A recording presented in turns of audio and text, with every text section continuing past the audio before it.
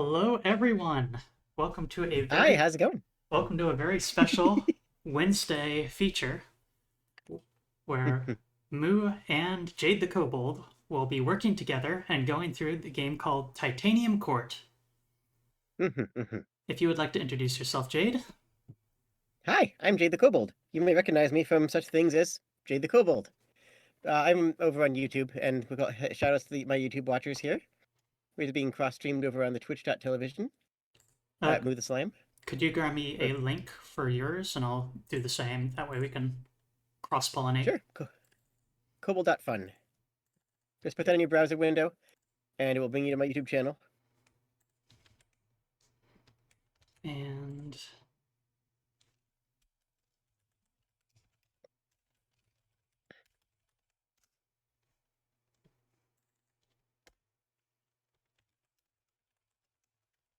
So this game is about somebody being trapped or falling into the Feywilds. And as a Fey myself, I am very interested and excited to help translate some of the nuances of the narrative to you.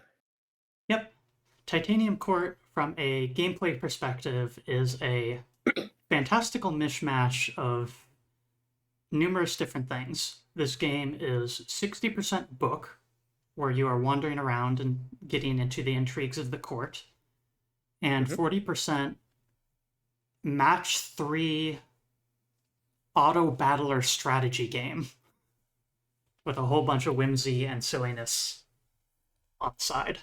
As you can see from a sample image that I've got on my side here of oh, sorry, right, that's only appearing on my end. Never mind, we'll just jump past that. Let's gotta remember that the interface is not the same for when I'm double streaming when we're double streaming like this.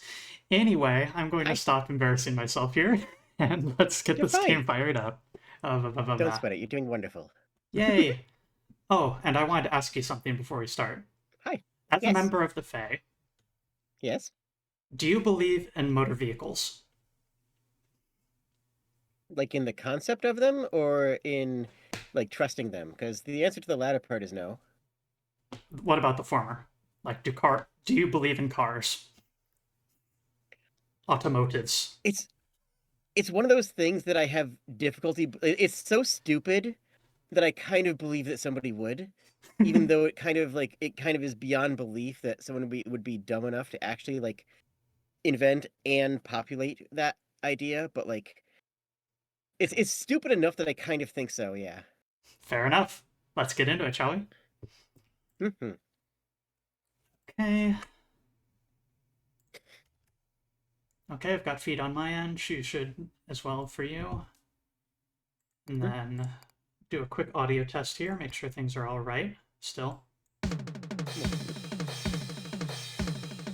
Yeah, we did this earlier. We had a whole Yeah, thing about it. that's true. Slot 4, please begin.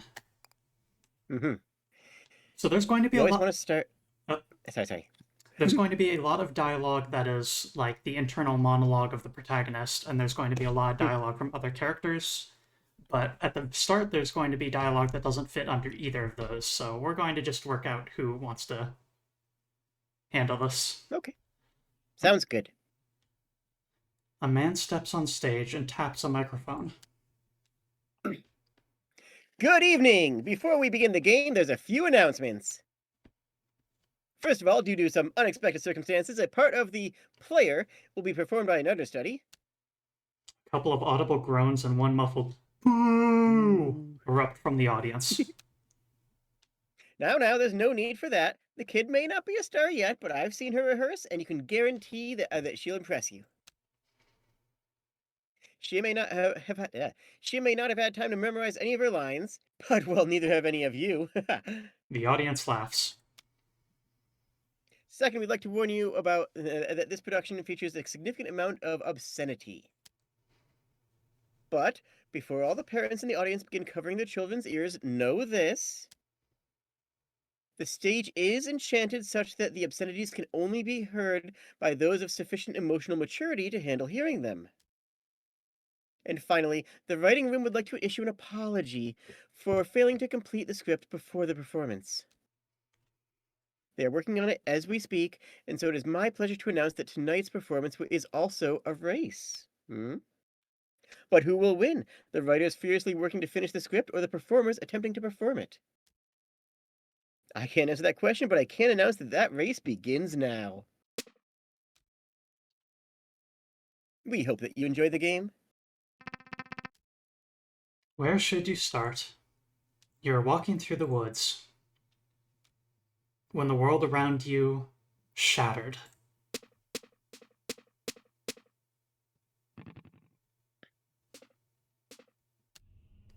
This was both alarming and inconvenient. Isolated on a lone stretch of ground, you're transfixed as the broken landscape began to rearrange itself. Your eyes followed trees and hills collapsing in lines of three, as if the forest you knew were a knot becoming carefully untangled.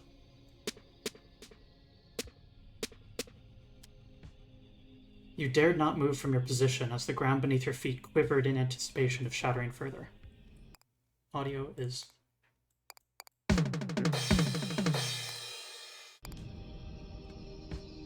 weird, now that's way too loud, so the act of adjusting it makes the volume change. There. You dared not move from your position as the ground beneath your feet quivered in anticipation of shattering further.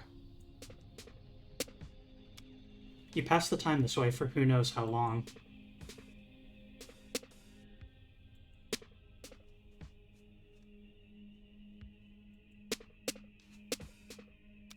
Until the court slid into view. At first you weren't sure you could trust your eyes, but there it was, a great shining structure among the roiling landscape, something stable and enclosed. A shelter. You kept your eyes on it, hoping it would draw close enough that you might peer inside its windows.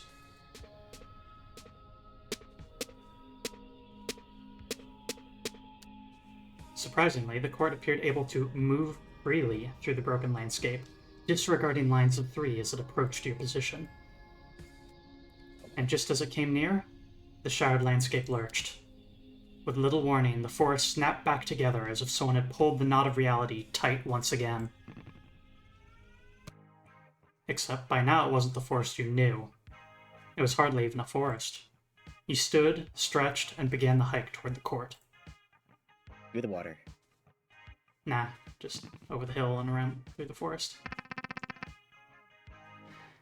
A.P. Thompson presents... Later, while the sun hovered low over the horizon, there was a feast within the walls of the court. Ooh. Hoping to avoid any attention, you sought out a more isolated part of the hall. An empty table near an exit where no one would pay you much mind. A sound Sure. plan, except... The hall was soon overflowing with people, and your table was no exception.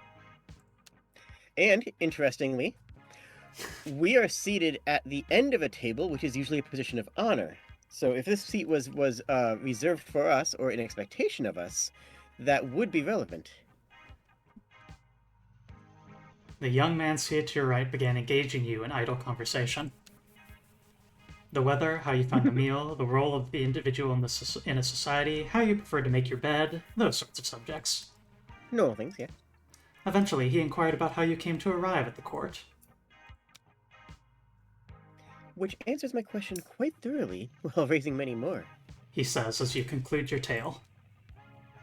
But forgive me, you haven't actually finished your story now, have you? You admit there is a bit more, though you have yet to make sense of it.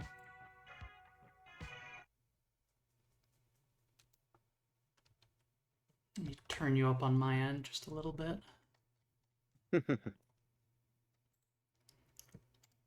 Juggling a few new systems here, folks, so... I thought we juggled them before the stream. Oh well. I thought so too. The people within the court were earnest, but odd. After your arrival, you attempted to get some answers about your whereabouts and the strange circumstances outside, except... They spoke mostly in riddles and nonsense, didn't they? They did. Let's find out where you are. So we have multiple choices here, but let's just go from left to right. A man resting in the shade of the wall. Said the man... Whoa, pal. Before you ask me any more questions, you've got to know my deal. My deal is that I can only answer questions you haven't asked. Eh? So as to where we are, no can do, sorry, can't tell you. But as to what we're doing, oh man, we're a court of Fae on a quest to find our missing queen.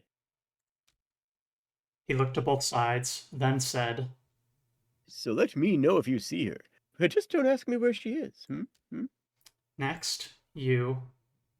Oh, hold on. You're seriously going to tell me about every individual conversation you had in excruciating detail? You bet your ass.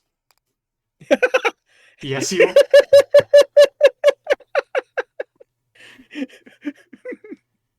Yes, you are, because if he lets you proceed uninterrupted, he'll learn that many of these people played a part in what happened next. Oh, fine. A woman in a helmet doing her taxes at a picnic table. Said the woman. I would love to tell you where we are, friend, but I haven't figured out where we aren't.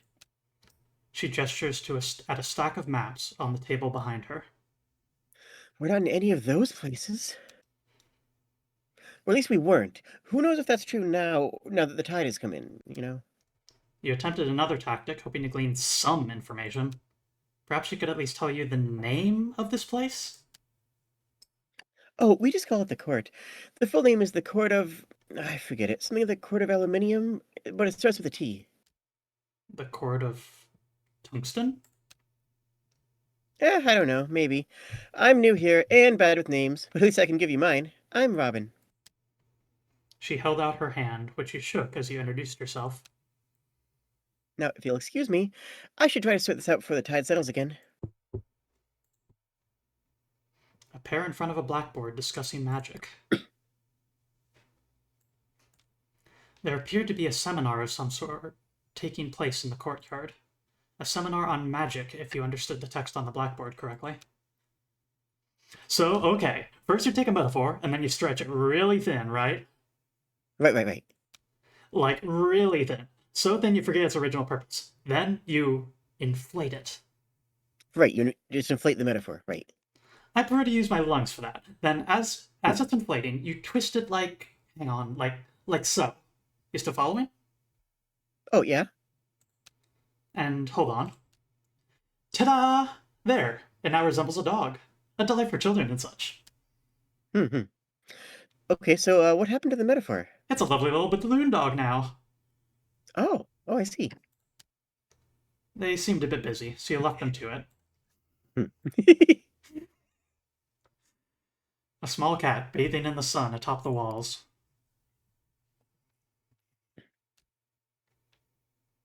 I'll handle the red text. Said a small Okay. cat. Meow. Ah, your questions are numerous but inconsequential, for they overlook the current crisis. Meow. What crisis? Why, the crisis whereby my dinner is late. Meow. It is so late, in fact, that I'm not certain the concept of dinner isn't something I invented in a fugue of hunger. All other societal issues are mere trivialities in comparison to my plight. Meow. Please, stranger, might you fill my bowl, thus ending this ravenous standoff? A woman behind you laughed. You don't listen to him. He's been fed twice today already. What Incredible. What the Cats are... Huh? Continue. Cats are very interesting in that they can occupy two realms at once. They can exist in our world and the world of the undead, or the world of the Fae, or whatever else you might want to find. Really? But the fact that cats can exist in two worlds simultaneously is part of what makes them such fascinating creatures. Did not know that bit of Fae mythology. What did the outside of the court look like from atop the walls? Finding no immediate answers inside the court, you moved to the top of the walls and looked outward. Perhaps there was something you could see from this vantage that would shed more light on your situation. To the contrary, conditions outside the walls were even stranger than they were at the time of your arrival. The rest of the showered landscape had now melted away. The court stood alone amid a void. Oh, fun. That's going to be a problem. Okay. But not for long. Oh, okay, good. Like a rush of water, new surroundings began to surround. Much of the new topography was familiar to you. You could identify fields, water, woods, and hills. But there was something else to see. A menacing group of other courts were also part of this landscape. You were not alone in noticing these fortresses. Someone shouted, The war! The war! The war is here! someone else, That can't be. Puck said no wars until we find the queen. Well, then perhaps someone should explain that to them. surrounded by the enemy on all sides and bereft of an obvious course of action, the people of the court began to pray. Really? A man stepped forward and offered the first prayer. I genuinely wish no harm upon our enemy. I merely pray that they would fade away into obscurity. We can make that happen.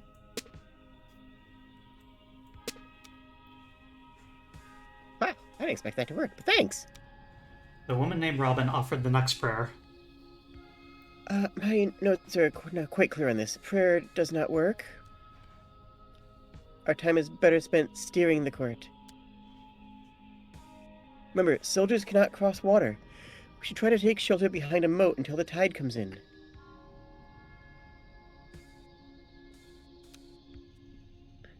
There. Now that river protects us from nearly half of the field. Hills should also slow their advance. So for my next prayer... But the next prayer did not belong to Robin. The next prayer belonged to the cat. Mm-hmm. So long as we are making demands of God, then my wish as ever is to be fed. Boom. Hey. You probably didn't notice, but something just happened over here. What happened is, by matching fields, the court has just acquired more food. Similarly, other parts of the battlefield can be matched to earn water, wood, or stone. None of these fairies in the court will tell you this. Their religion forbids them from acknowledging the existence of the user interface. But I am a secular tooltip. I fear no god. I will do my best to provide you with this vital information. You're welcome. Yes! More of that, please.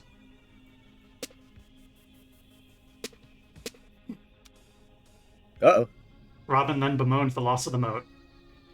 And now we face even more of the enemy than before. Why do we even bother? The scholars at the blackboard now chimed in. We've identified the most strategically sound location. This spot, right here. If we just steer over there carefully, we should be fine. Sitting pretty. But Robin interjected. Stop, wait, look at the clock. It's almost low tide. We may have time left for only one more move. Hello. Where's the tide? What's that? I'm just trying to see where the tide is. Hello again. So this clock and time left Robin alludes to is in fact this assuming progress bar at the edge of your vision. Much like life, every move you'll make will deplete some of your remaining time. Ah. We have only one prayer left. What do you suggest we ask for? Might as well pray for a miracle.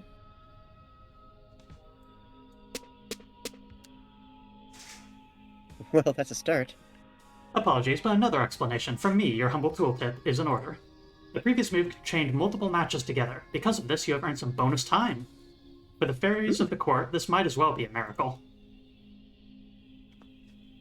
Is there any chance we could do that again? Whatever that was?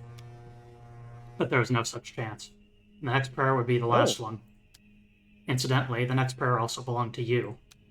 Unsure of what any of this really meant, you imitated the people around you and made a pointless decision. Come on now. It's a match 4. It's not pointless. The battlefield snapped together as the court snapped to attention. Places, everyone! Windows were shuttered, doors were slammed, throngs of people emerged from inside and formed a line near the gates. A tap on your shoulder. One of the scholars. We could use some help in the dressing room if you have a free hand. Along with the scholars, introduced to you as Hop and Skip, he sorted through a large pile of costumes, props, and weapons. Check the tag on that, would you? Make sure I put it together properly. Farmer, working fairy, gathers food from fields. If it looks correct, feel free to hand it out. You handed the bundle of farmer's apparel to the first person in line. Unperturbed by the idea of harvesting wheat in the middle of a battle, they whistled as they marched out the front gate. Yeah. Battle is work. Battle is a form of work for a soldier. The going to battle will take many different forms depending on who you are, what you do, and what your forte and what your skill set is. A farmer does battle with the grain harvest every bit as much as a soldier does battle on the field. We just call one of them a battle because their life is on the line, and as opposed to ignoring the actual difficulties of it. Their life is on the line when they're harvesting wheat. That's their food. Exactly, and the life of many other people as well. But many people do not find glory in it. Now see if this one fits anybody. Maybe I handle red text, you handle blue text. That might work well. Oh. Yeah, I don't know either. I think playing it by ear is working for great. Sure. Soldier, offensive fairy, attacks the enemy. You handed a bundle of armor and weapons to the next person in line. She tested the weight of a weapon in her hand. I haven't received any training, so I'm just planning to hit anything that doesn't belong to us. After this minimal preparation, the scholars considered their work finished. I'd say our chances of survival are somewhere between abysmal, but I'm afraid this is the best we can do for now. A small mercy, at least, that the queen isn't here to witness this. And so you waited with the others for the battle to commence. Hello, I must pester you one more time before I take my leave. Observe, this is the undo button. Use it to change your mind as many times as you wish before starting the battle. However, the official editorial position of this tooltip is that you are liable to lose no matter how many times you change your mind presently. When you are ready to lose, use the play button to proceed to battle. Now I will leave you in peace. But, should you ever desire the company of your loyal tooltip, all you need to do is click and hold over any button or tile, and I will do my best to explain to you. Okay, so hover the mouse button over the water. Water. Match for water. Impassable on foot. Not flammable. Not flammable. Okay. The court.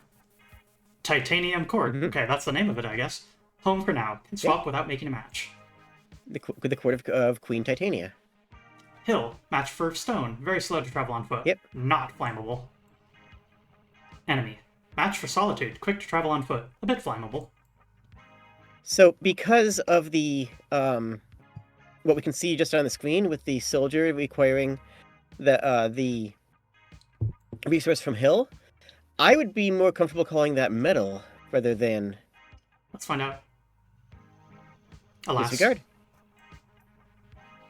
Yeah, I always thought of it as being iron, and then I remembered that even my extremely basic understanding of Fey mythology, that no, it's definitely not iron of any metals. Okay, but not exactly. It's cold iron. Hot iron is okay? Or is cold a metaphor in some way?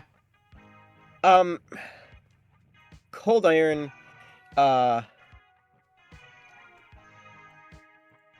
yeah. It's fine. Never mind.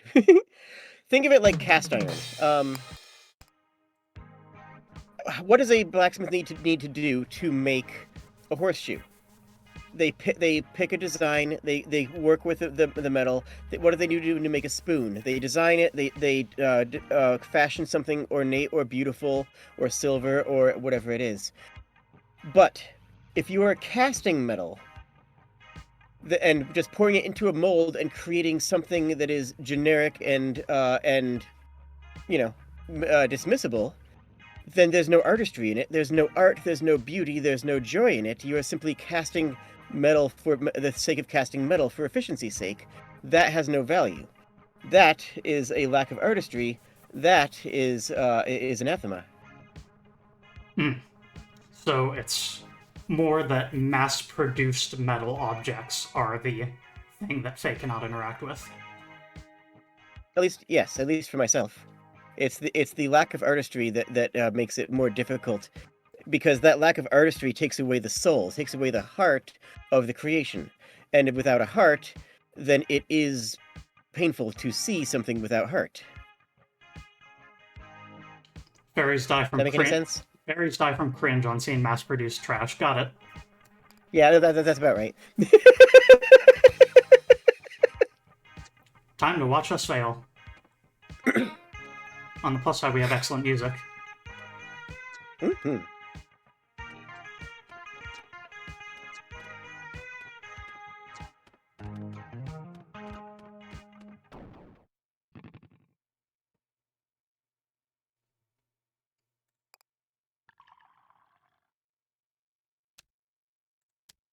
And then, sometime later, as the sun hovered low over the horizon, there was a feast within the walls of the court.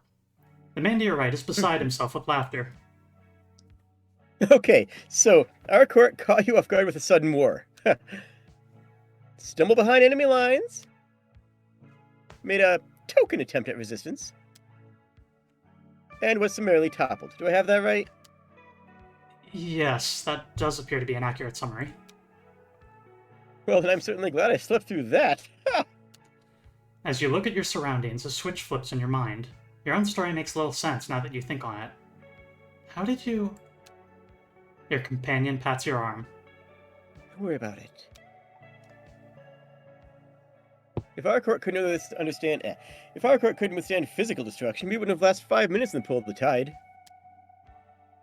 But enough of that. It's about time I made some introductions.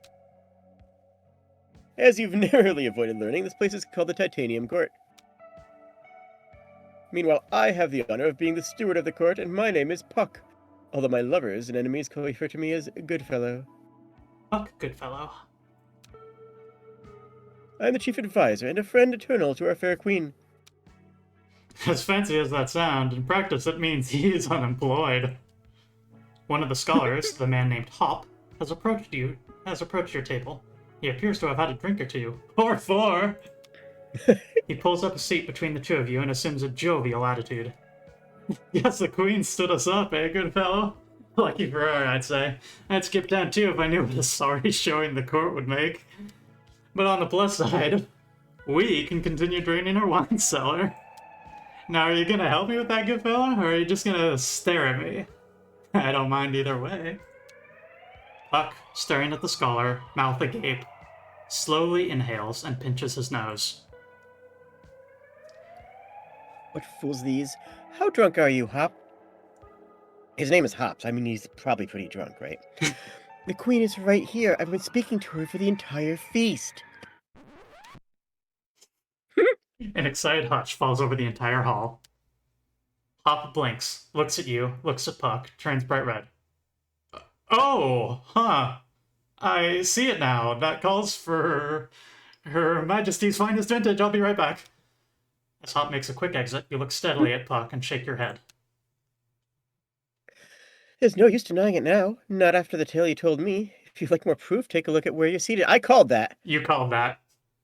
I called that step one. And this is why I have you for this. Hi.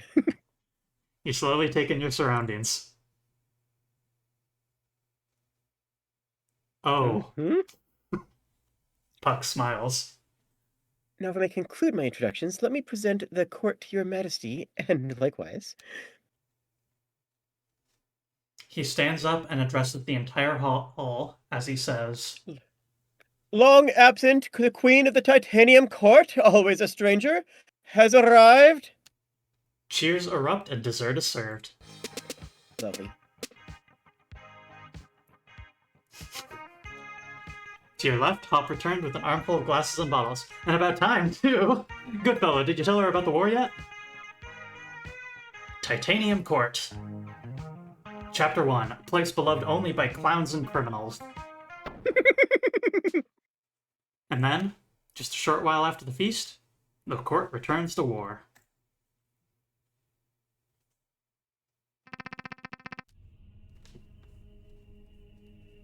You're in charge of the war now, your majesty. You should be fine. Just remember everything we've taught you about magical warfare. Blinking slowly, you remind them that at this exact moment they have taught you roughly nothing about magical warfare. Ah, good. So? She remembers quite clearly. Yeah, exactly. Consult the ever-changing map. Mm-hmm. You don't know what any of this means. Why not? An abstract Seems to make representation sense to me. of a single battlefield. Storage unit. Looks a lot like the one you've rented in the past. Stump. A seat announcing new beginnings. The soapbox of the natural world. Hold on a second. Hold on a second. Go back to the storage unit. This is something that I suspect we're going to encounter a lot, because mines don't. In the Fade worlds, you don't necessarily track things in the same way that you track things outside of it. It will look like a storage unit you rented in the past, because that is your brain's way of interpreting this is a place for storage. And a place for external storage that I'm going to be putting things in as a temporary measure suits as a storage unit, so your brain comprehends it as that. You see a storage unit rather than seeing what it is, because your eyes aren't seeing it. Your mind is seeing it, and your mind has to interpret it given the limited vocabulary that most people's minds have. So you're going to see a storage unit that looks like whatever you identify a storage unit with. For some people, that might be a U-Haul. For some people, that might be a garage-based, storage unit. For some people, that might be a friend's garage where they dropped things off on. You know, or a hatch in the basement, or any number of other things, or a literal safe.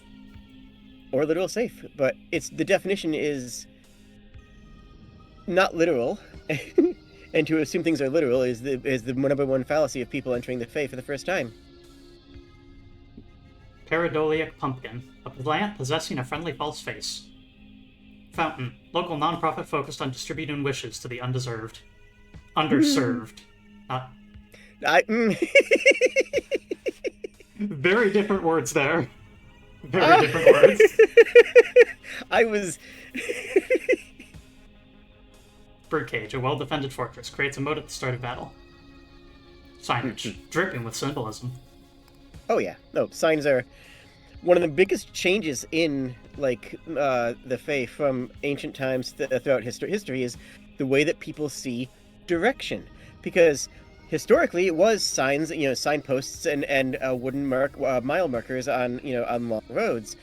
Nowadays, it's either a look upwards to see a highway sign, or it's a look downwards to see a map. People don't look forwards to see signs of direction anymore, because that's just not how people visualize the concept of direction, which has wildly changed, the understanding of the Fae, because some of the historical descriptions don't apply in the same way, because a sign is a sign. You know what I mean? You can match 4 with the water on the top. I don't know if matching 4 helps, but... Oh, I'll give you an extra one, I think. I think it refunded me ever so slightly on the timeline. And then moving the court itself consumes a significant amount more time than doing a standard match does. Mm-hmm. Having the court amble places, it's not all that quick. No. If you move... Too late, low tide. Low tide, make preparations for the coming battle. So, with how we've positioned the court, halfway through the timeline, an enemy is going to pop out of this fortress here. And then, as we've established... I don't have any... Go ahead. Just real quick, I don't have your cursor. Your screen is not capturing the cursor. It hasn't been this entire time. Okay, I'm going to see... Okay, it captured it down there. But it's not capturing it on the top part half the screen. Okay, I may have a solution to this. Neat!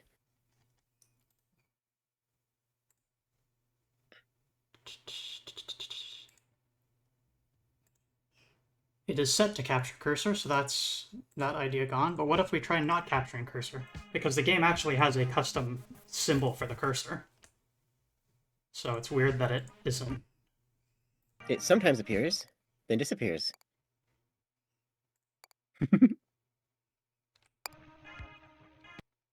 Okay, I'm gonna try changing my hook method. Meow. But yeah, signage And the ability to find directions is interesting because in a lot of ways it's turning into a lost art.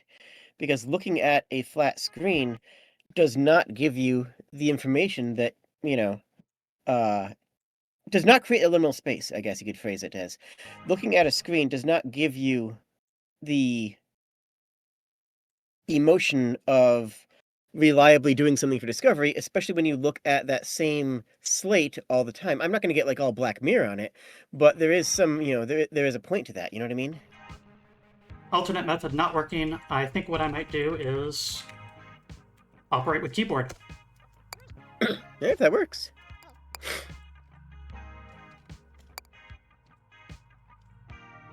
So, we make one soldier, Mm-hmm.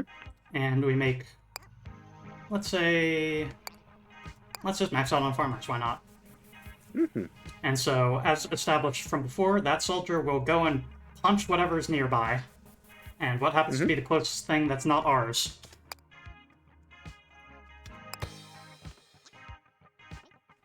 And so, the automated process begins.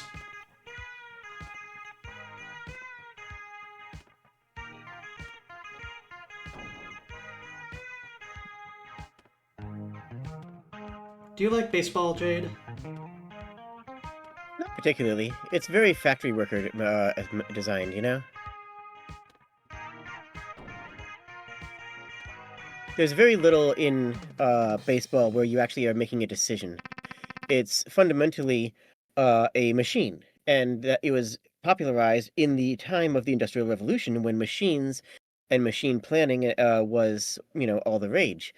The idea of baseball is if this, then this. The randomization of the hit leads into an algorithm. If it lands here, you throw it to this base, then to this base. If this base is full, then you change it around. It is a machine. It is a calculation machine that relies on the execution of a preset organized algorithm rather than the discovery of a new process or a new angle, like something like hockey or lacrosse, where you have more of a tactical battle against your opposition.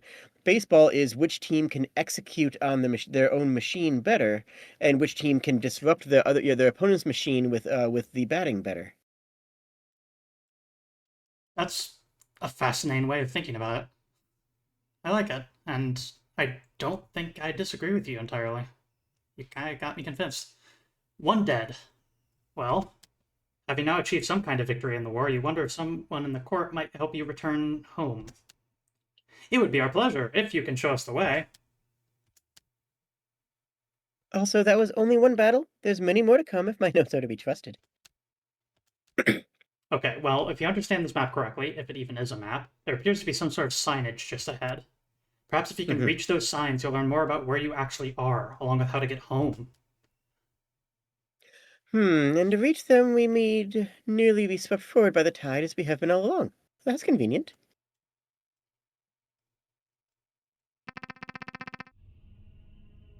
While the field is broken, arrange it to your advantage.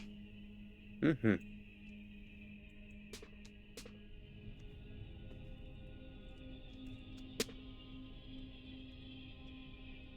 So that, so we certainly, well, we definitely need some more, Water. yeah. But I feel like the top priority would be removing enemy structures, as that would directly reduce their offensive power, if I understand this. To some degree, So if you take away, but notice how there are numerous enemy buildings that do not have anything in them. yes, Those ones will not have soldiers come out of them. If you don't see a I soldier see. standing on top of it, then it is an empty fortress.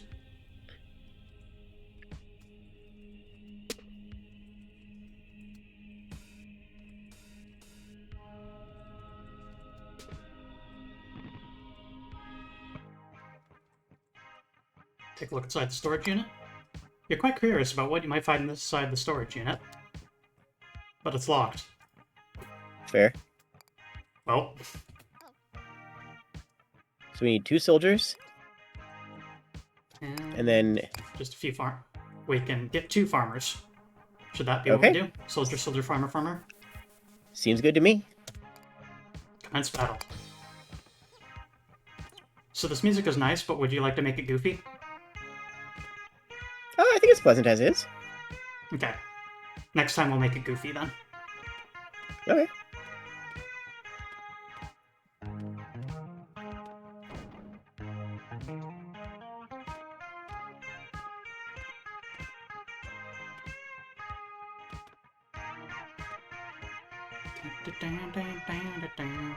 One more hit. Ah.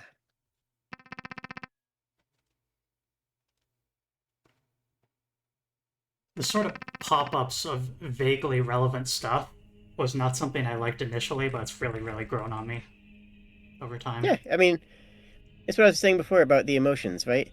It's Yeah. the like having the soldier die as a commander is the emotion of a cat knocking something off of a countertop, and I like that. It's like this is not a catastrophe because they're not dead forever. They're just simply gone for the moment, and in that mindset, it is closer akin to a cat tipping something off of a table. A frustration, perhaps. Wait, aren't some of those empty courts empty? Enemy courts empty? Mm-hmm. You've noticed a subtle difference between some of the enemy courts on the battlefield. While many enemy courts have soldiers prominently stationed outside their gates, there are also plenty of them that appear to be completely empty. You think you can maybe assume that these empty courts will not attack the court during the coming battle? Yes, you can assume that. Additionally, you can see when enemy soldiers will attack the court over here on the timeline. Even soldiers might be no threat if you can deal with their courts before they attack.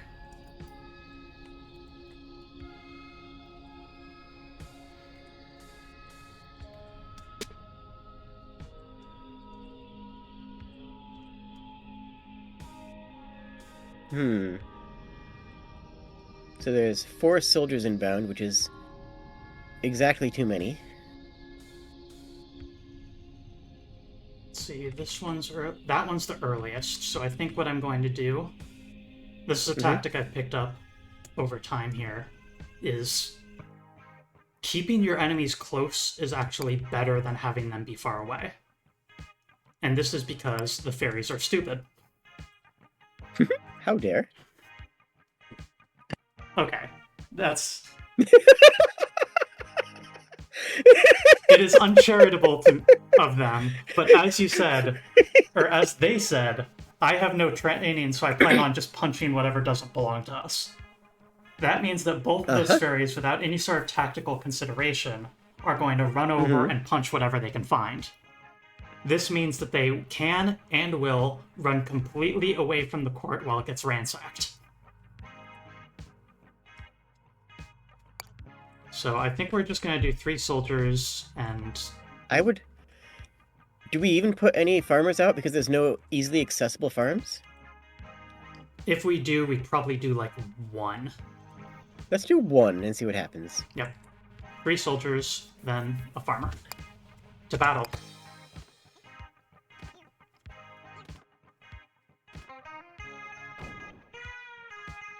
Whack. So we got pretty lucky that time because the soldiers happened to actually split up.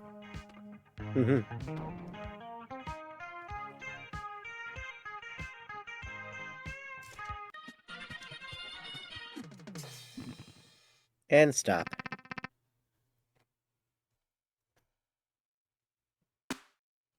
A menacing birdcage suddenly appears in front of the court. Ooh, that's loaded. Your Majesty, I have no notes on this foe. Let me know if you'd like to see them. I do have notes on the foe. I said the opposite of that. Robin has notes on how the birdcage behaves in battle. Right, so here's what my notes say. First, at the start of low tide, the birdcage will flood its surroundings with water. Following that, the birdcage will attack the court with birds. Fighting it may prove tricky, as it's always surrounded by water, and the court soldiers will be unable to reach it. You agree. You wonder if there's another approach the court could take. Either way, you thank Robin for the information.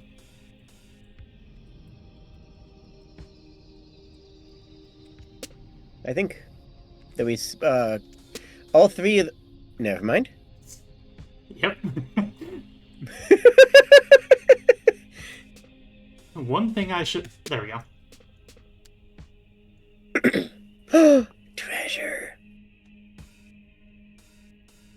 Look, Majesty! Look! There's a chest looking at that piece of land! We should be able to recover its contents as long as we can see it at low tide. Oh, another. That's a lot of birds. That's a lot. That's a lot of birds. That's a concerning amount of birds. I cannot see the exact detail of what a bird is and what it does, but it's probably guessable. Yeah. Let's see, we need more stone. More than anything else. Mm-hmm. Oh, wait, if you swap those, the evil quartz up there, not evil, really, but, you know, you get stone and the... Oh, wait, what in the mass treasure? Oh, no! Pardon me. This at least makes the birds have to go diagonally, so... The court retreating may be our best bet here. We're almost entirely moated, and any soldiers that are on foot will have to cross multiple mountains to get to us, as they have to funnel through the area with the treasure chests. Alright, so hear me out. Yeah. No guards.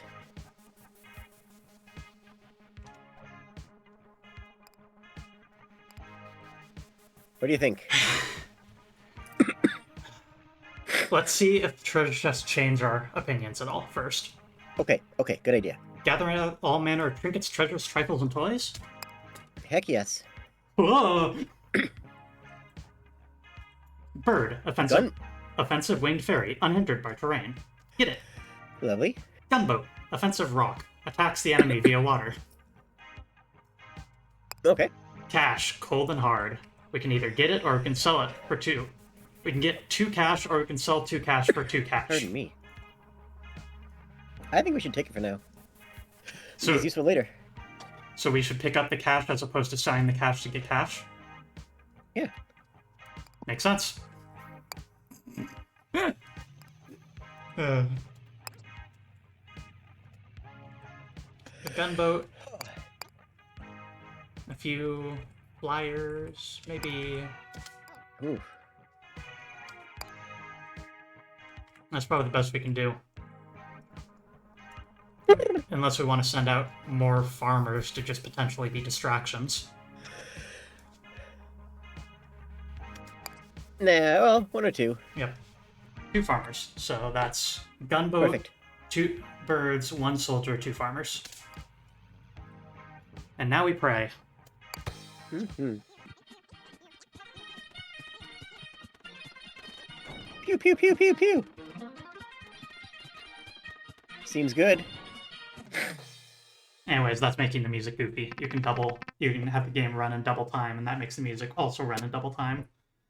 Which changes it from a chill, kind of twangy combat music to just goofy ragtime almost. Having escaped the birdcage, the court now arrives at its initial destination. Taking a spyglass to the top of the wall, you see the sign ahead. You see if the sign ahead can give you any clues or directions. Okay, that's not a great sign. Oh, I know this one. This is a memento mori. I hear they're popular among mortals. This one is quite simple, perhaps even unrefined. It says, dead end. So any mortal who reads it can remember exactly what awaits them at the end. In case they forgot. Precisely.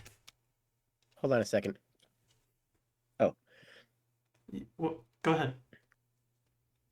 The other thought is, what does this evoke? What does this, what does this mean to somebody who, when you see it? For the sign is usually representative of a place that you are not meant to be. Or it means that if you go in, there is only one way out. Those are other interesting readings of it. Either avoid this, or the literal interpretation of the memento mori, but rather, if you past this point, you have no other place to retreat to, because there's only one way out from there. And it's behind you. Mm-hmm. Okay, well, where you're from, this sign generally means that you cannot proceed any farther. As you say this, a gasp. Her Majesty's right! The course is not facing forward. We've been letting the tide carry us backwards ever since the feast. Okay. Well, in that case, how should we go about correcting that misalignment? The cat responds to this question by falling asleep on your lap.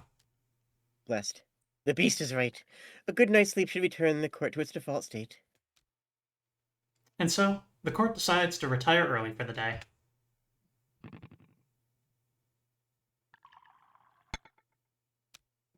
With time and repetition comes comfort. Indeed it does. You feel your maximum level of comfort increase to 1. Okay. Okay. The next morning, you awake in a strange bed.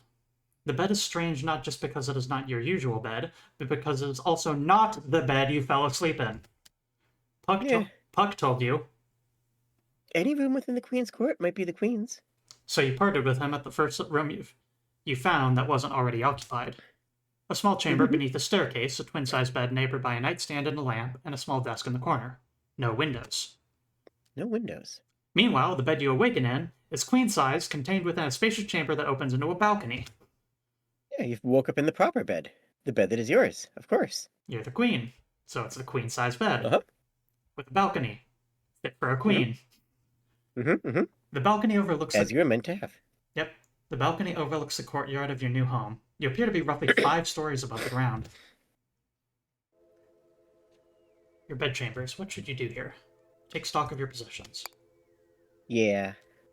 You look over the scant possessions that were on your person when you arrived at the court. Everything appears to be where you left it, with one irritating exception. Sometime between your arrival and now, you appear to have misplaced your keys. In a way, fun. In a way, you suppose you also managed to misplace the locks those keys are intended for. A mystery, admittedly, of much greater concern to you than the missing keys. Explore the court.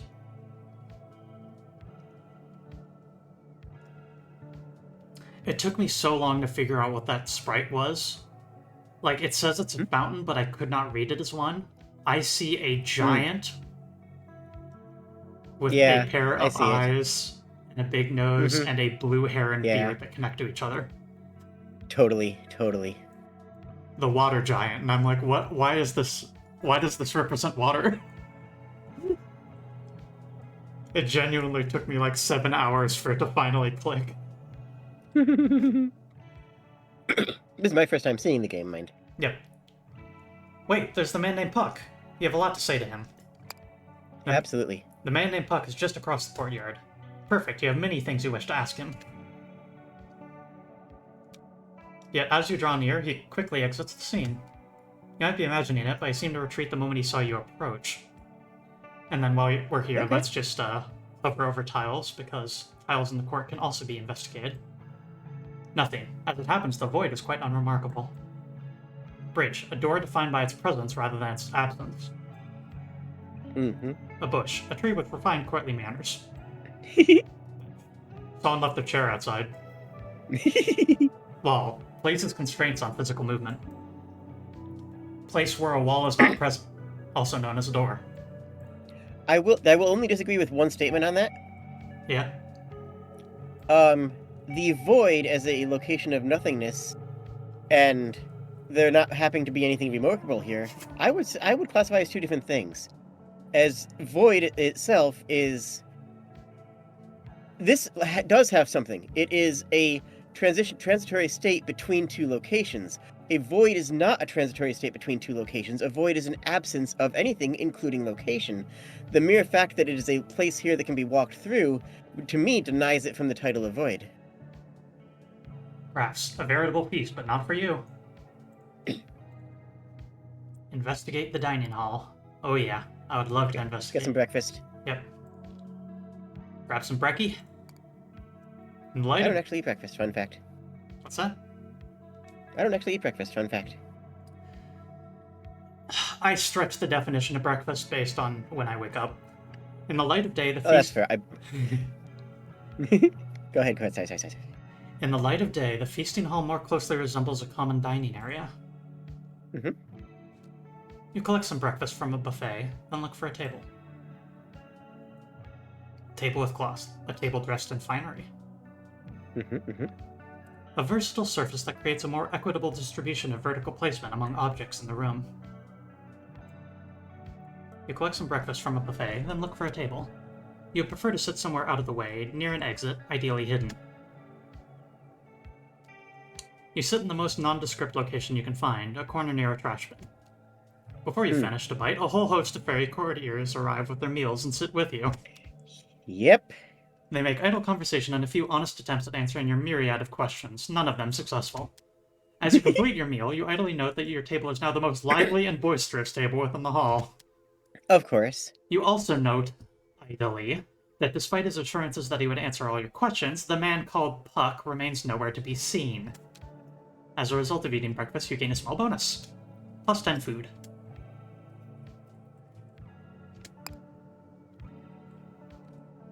I mean, that's the one thing that he can do to escape, is because he is bound to answer our questions, but he's not bound to be present to answer them. And if he walks away before officially being bidden or summoned, then yeah, he has the exact right to do so. Do you mind elaborating on that? Bound to answer our questions? He gave it to us as an oath, did he not? That he would answer our questions?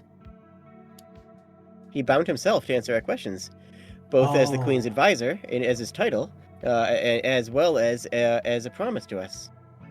Right, way early on, kind of, yeah. Yeah. Right before the court exploded or vanished or whatever. Yeah. I was too. Now you could argue that the court resetting in the night would reset any promises made in that previous time. However, he would recognize that our character would likely have the expectation of that promise still going to be fulfilled. Look out the window. There's some dogs catching frisbees in the courtyard, just out of frame.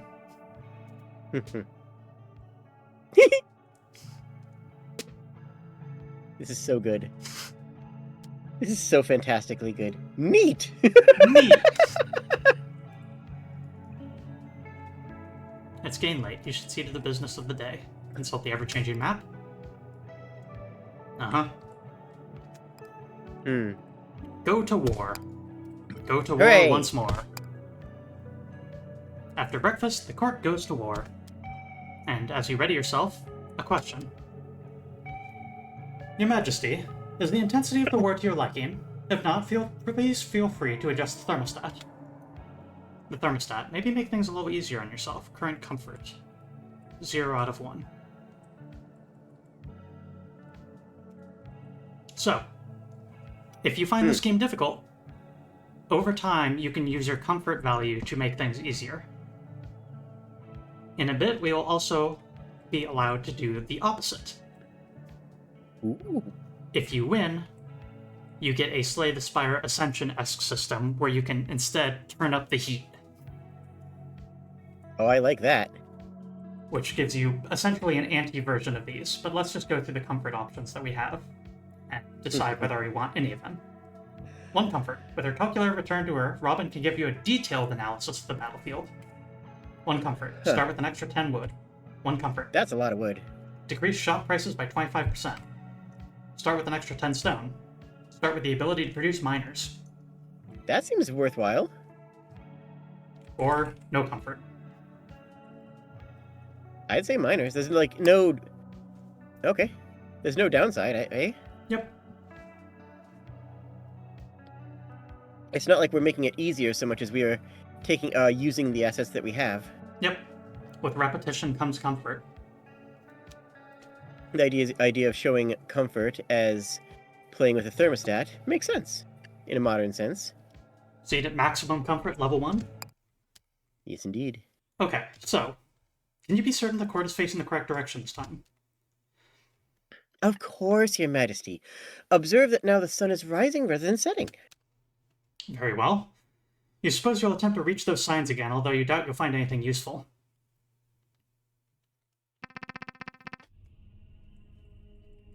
And here What we is are. the top left? The stumps. A seat announcing new beginnings, Oh, the yes. soapbox of the natural world. Very good, very good.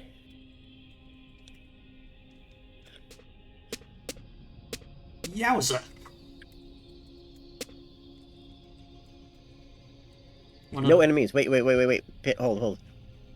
Holding. Right, there's no enemies, right? Mm-hmm. And we have 6 water, right? Mm-hmm. Do you think that we should Move walk the the court. court back and forth? Yes, I do. I see no more advantageous position than what we have now. Down. Yeah. And, yeah, all miners.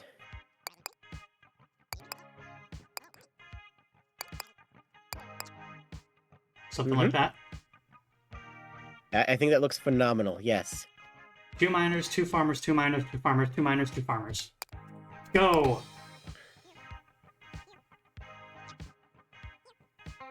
Go, my untrained fairies. Look at these resources. Business.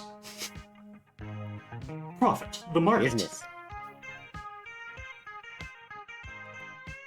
Buy high, sell low. That gave us so much more resources than we could possibly have gotten from actually playing more of the Match 3 game, right? That's true. I will note one thing, however. But this is a very easy mistake, so I decided to let it go through.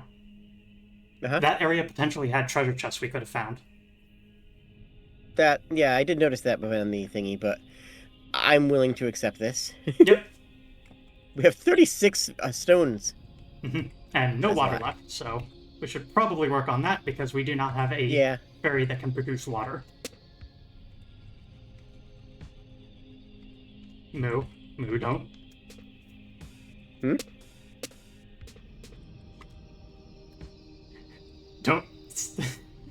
Don't say it. A tap on your shoulder. Robin points to a building in the distance. Your Majesty, that shop is neutral to this conflict. We should strongly consider stocking up on supplies. Of course, that's only if it stays in view. If it disappears before low tide, we'll have to wait to see if we pass another. Shop is closed during high tide. You call into the shop to learn about what they have for sale. However, before you proceed, the voice on the line stops you and asks, if you understand how money works... Vaguely. Do you understand how money works? No. You thought you Kobolds understood... are communies. You thought you understood a lot of things before your world shattered, and you might as well... Sorry. What did you say, Jade? Kobolds are communist. That's fair.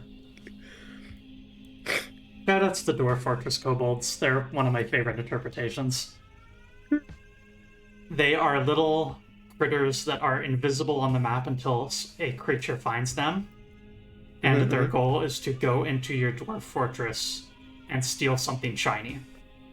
If you spot them, they run away crying. Relatable. If they don't get spotted and they manage to actually steal something, then they will become bolder and attack and quote unquote attack with more units next time. This means that it's absolutely possible in Dwarf Fortress to build a locked chest on the surface as a dedicated kobold gift shrine to get more kobolds to come to your place and boldly steal from the entertainment strongbox that you've provided them. Blessed. I did that once in Dwarf Fortress. It was lovely. You thought you understood a lot of things before your world shattered, and now you might as well understand nothing. Whoa, I don't need your life story, ma'am. I just gotta make sure you know where money comes from. Let me explain. First thing you gotta know, where money doesn't come from. You're probably used to getting stuff like food, water, wood, and stone randomly during high tide, right? Well, that's not gonna work for money. Instead, you earn money by doing your job. You do have a job, right? You don't think you have a job.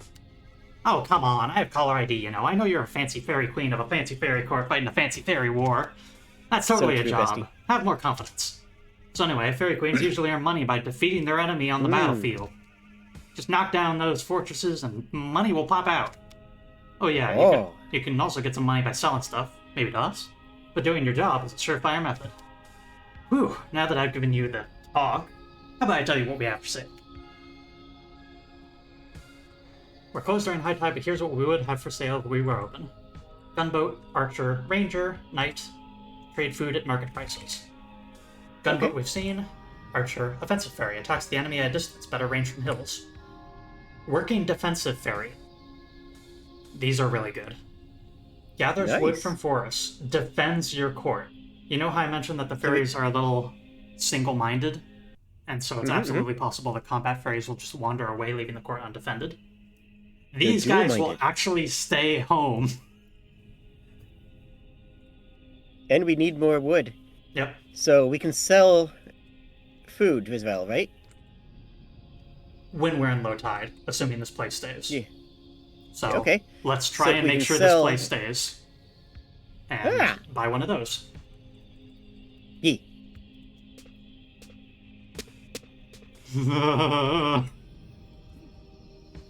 Move that one wheat field away to the left, so it gets rid of the other two nearby it. Yeah. Good call. You don't need a solution if you can just deny that there is a problem. Always This is not. saying this. This is not legal advice.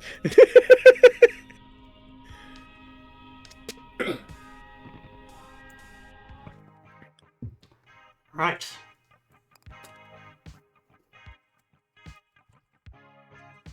So sell like. Trade food at I don't market know. prices. Blessings on your business. Buy a ranger. And I say get at least one more ranger. No, ranger is a job. We can now make as many of them as we want. Oh! We are buying. Okay. We are buying the rights to rangers. Oh, that's incredibly useful. Do we get to keep it? Yep. Heck yeah! We will now have rangers for the rest of our battles. We can might as well get everything then. Ah, but here's the rub. Notice how much space we have down here? We can fit one more. Robbing. Archer it is, I think. For sure. Seems reasonable. Yeah. Knight isn't too useful for us at the current moment because, again, Ranger kind of does double duty. So, Duty. okay. Hey. 2 soldiers. Knight. A miner. And Yeah. several farmers. Seems good.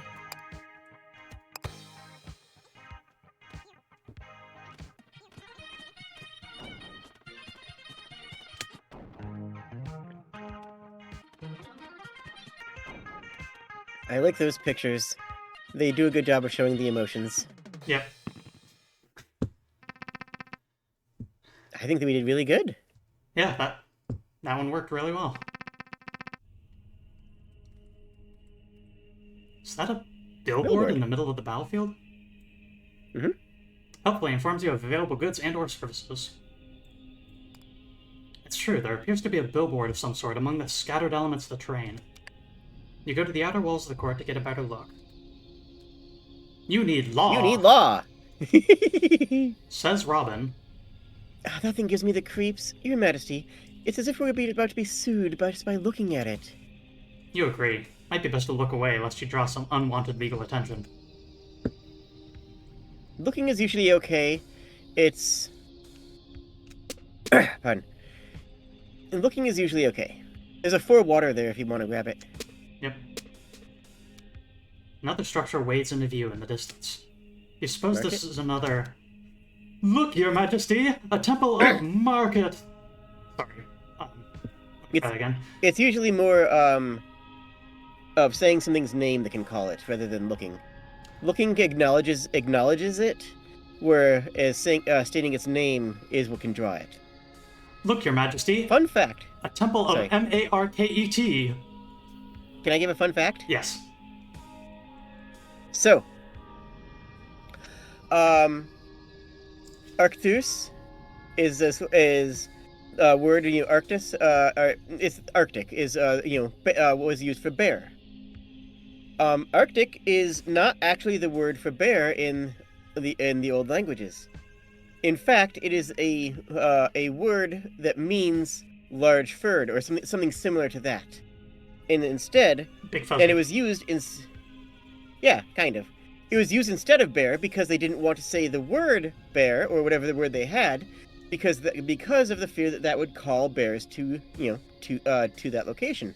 However, the other interesting thing there is that we don't know what their word was. We can sort of cobble it together from other words and other statements and other the way language evolves, but they were so afraid of stating their own word for bears that we don't really know what their word for bears was. Which culture was this? Um, in Indo-European, I want to say Saxon. I think Saxon. I forget. I have to look up the exact ones. Okay. But yeah, and Arctic, of course, means the place where bears are, and Antarctic literally means the place where bears aren't. Bear County And and that's very non funny. and Bear Uncounty. Yes. Unbear County. Unbear County. Should you wish to pay your respects, it need only stay in view until low tide, correct? Correct! Your brilliance continues to blind. Mm-hmm. People are always telling me this.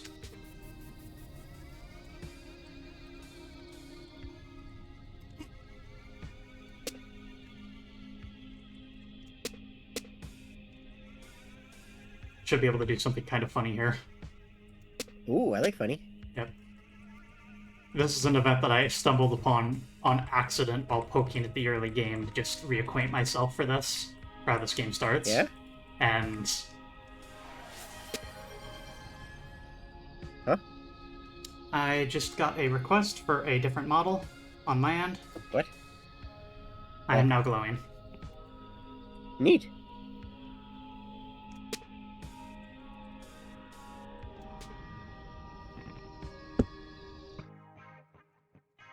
Trade generic assets at the Temple of Market. Blessings upon your business. Prices are determined by M-A-R-K-E-T. We have a crap ton of stone. 2 stone for $1. Oh, hail market! We can sell like 30 of those. Yep, and then we can buy water with it. We can use the market to even out our resources. Yeah. As you attempt to make another transaction, an acolyte of the Church of Market pulls you aside. Apologies, ye faithful, but you appear to have reached your hourly limit for devotion. We have no choice but to cut you off for the time being. I'll tell you when I've had enough. You're a bit surprised to learn that there are limits on the number of transactions you can perform. That strikes you as pretty inconvenient. Yes, I couldn't agree more, sister, but you see, various jealous and wicked powers have banded together to limit the strength of our faith. Hold fast to your devotion, and one day our glorious market will be truly free. Oh, that's a terrifying prospect. Hey, want to know a fun fact apropos of nothing? Yeah? Oh, I see. Did you know that stock buybacks used to be illegal because they are definitionally insider trading and manipulating the stock market? Isn't that funny? Oh. I noticed that you changed from your pixel avatar. Well, you had a model change, so I changed it on my thing on your side too. Very good. Yeah, on my side. Later, upon mentioning this exchange at Skip, she rolls her eyes. Yeah, we tried no transaction for limit for a while, and it was a total disaster. Sinkholes of power were constantly popping up. The entire magical ecosystem was under constant threat of collapse. It was also boring. Very boring. And so that's the key reason. You can't exchange infinite things at the market because that would break the game, and breaking the game is boring. Mm-hmm. So then, archers, ahoy. What? Yeah.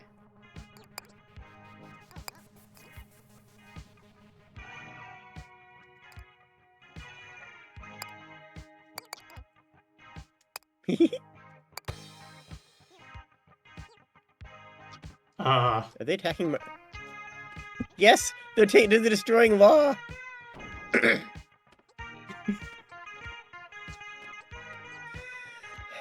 Magnificent.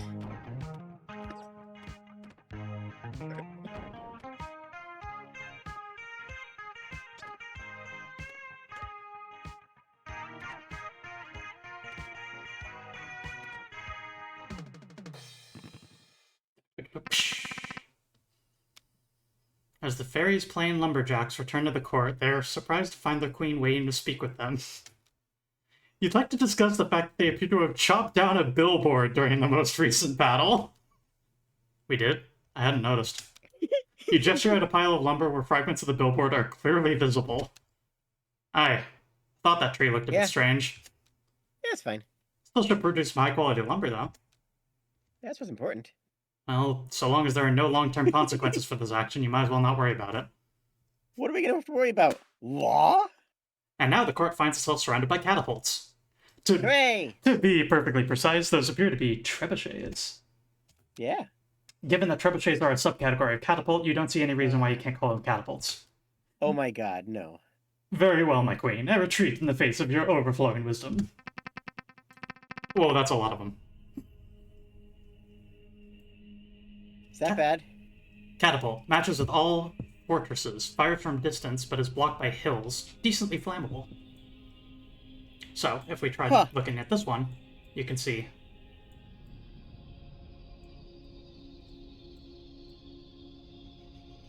Yeah.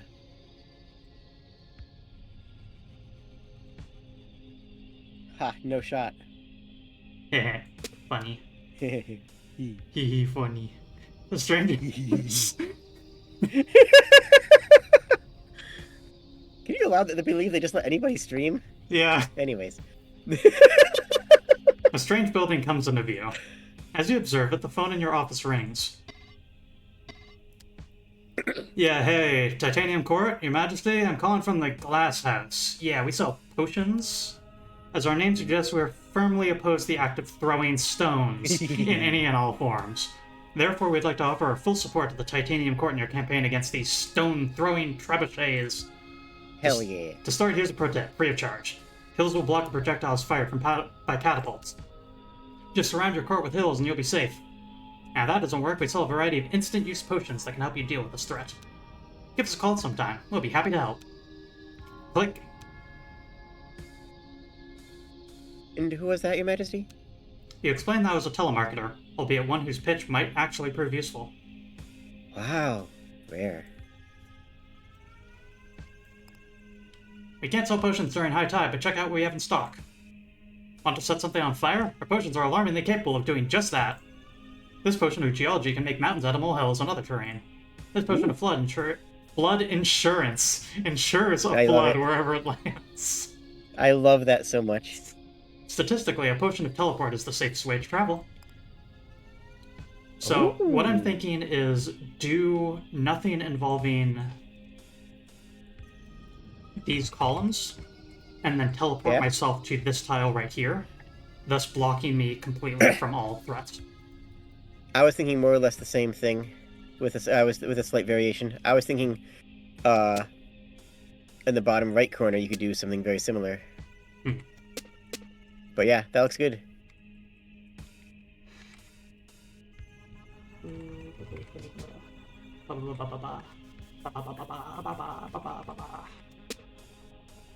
I really do let anyone. Leap floor. Oh! Okay. Timeline is very short now. Oh, okay. Right, yeah, perfect. Don't even need a potion anymore. Let's verify that.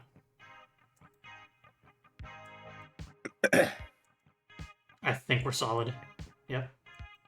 Easy game. Easy game. I think it's theoretically possible, like, if it were just a little bit worse, that, like, that could actually... Like, if that was 2 tiles away, I think it would actually thread the needle. Horrifyingly enough. Well, luckily we're really good at video games, okay? That's true. Anyway, should we set anything on fire just for the hell of it? anything like that. I mean, I can't think of any. I absolutely. Top left corner. Yeah, we do wholesale fire. Where should we put it? Yeah, right there. That tile will start burning the moment the round starts. All right, so all we're doing in here is just harvesting wood, I suppose. Yep. I guess we can get and then farming too. These are considered fortresses, so we can ransack those too for money. Oh, heck yeah. So, a couple of soldiers in order to get those two down. So, question. Yes? Why soldiers instead of archers?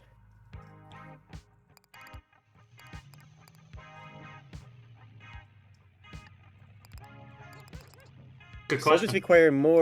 Soldiers require more investment, and the archers also don't have to worry about the travel times across the hills as much, right? Yep. Because they can stand on top of a hill and shoot. I think they might do a little bit less damage. But... anyway. I think... That is a ton of people we're sending out, and remember they come out in single file, so that leads to the interesting thing where these farmers are actually going to only arrive halfway through the battle. And you can't change the order of the farming? You can, but, you know, I put the archers first. That's fair. For money. Yeah. And the screams of our enemies, but mostly money. The screams of our catapults. Plink, plink, plink, plink, plink.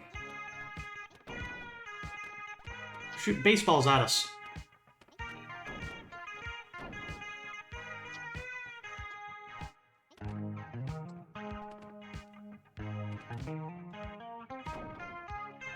Nice! Dang, Archer's doing work. I called it. I'm very good at video game, you know.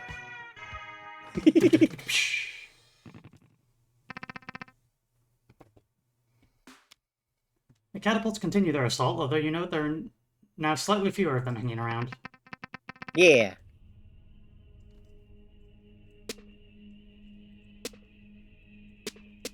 We can teleport right now to the bottom right.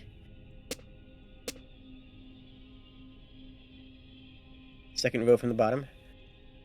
Yeah.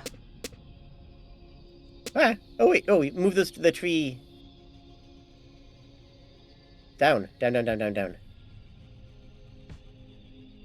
Yeah. Now we can go to the bottom right. Yeah. As long as we can teleport there, we'll be perfectly safe. For everything forever. Certainly seems that way. Mm-hmm.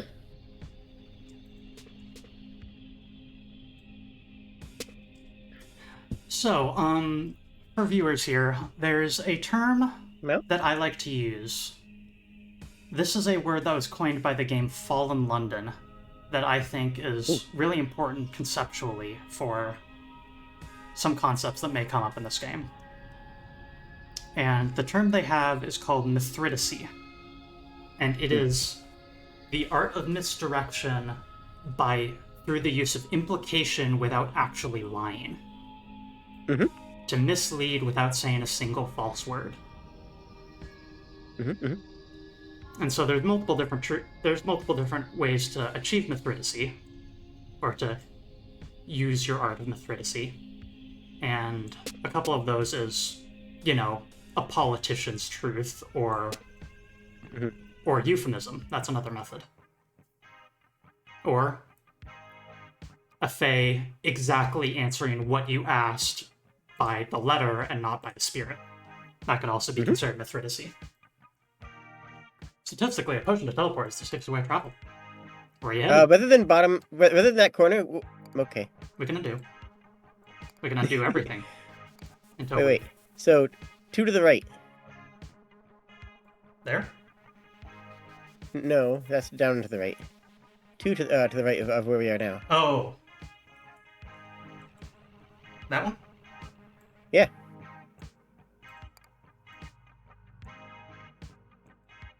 Oh, for access to... Oh. Yeah, for access to green and such.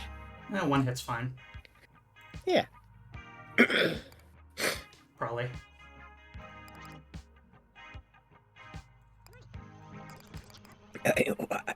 Why? Always saying this.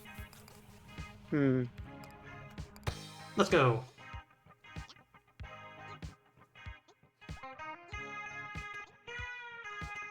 Oh, I might be able to break it before it gets its chance. Faster, archers, faster! Oh! Yeah!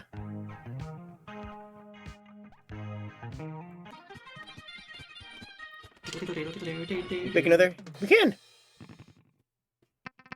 Very good. Yay! I did good, I did good, I did good. You did good. Good. Yay! Good Jade. Good Kobold. The tide washes away the last of the catapults. You appear to have weathered the storm. The threat of the catapults now eliminated, the glass house pulls up next to the court, and you receive another phone call. The salesman offers congratulations for your victory and asks if there's any further assistance he might provide. You answer immediately, asking if he knows a way to return home. No! Oh, why? Oh, definitely. Let's pull over somewhere and I'll draw you a map. Oh, okay. Oh, was that Puck? Mm-hmm. Ducking us again. Yeah, Puck just ducked out of the room, I think. Yep. The salesman shows you the map and explains directions. Okay, you've seen this before, right? You have, but no one thus far has offered an explanation for any of it. You assumed it was some sort of map. Hey, kinda is, but changes every day, so I'd say it's really more of a weather report. But it's pretty simple. Each of these rows is battle. Within a given row, each column is a battlefield. Do you follow? No. You'll figure it out. But importantly, do you know that you can choose from 3 potential battlefields before every battle? No, you did not know that. Anyway, here's where you're at right now. Smack in the middle of the war. To get home, you're first going to have to make it to victory, which is right up here. Before or after the dragon? After. After. Of course. But making it to the end isn't enough. After that, you'll need to make an exit. Make an exit. Yeah. Given the abstract nature of movement through the tide, would he be willing to elaborate on that? Oh, yeah, it's confusing, right? Those routes were conjured back in the 60s. Everyone's hopped up on allegory or something. Around here,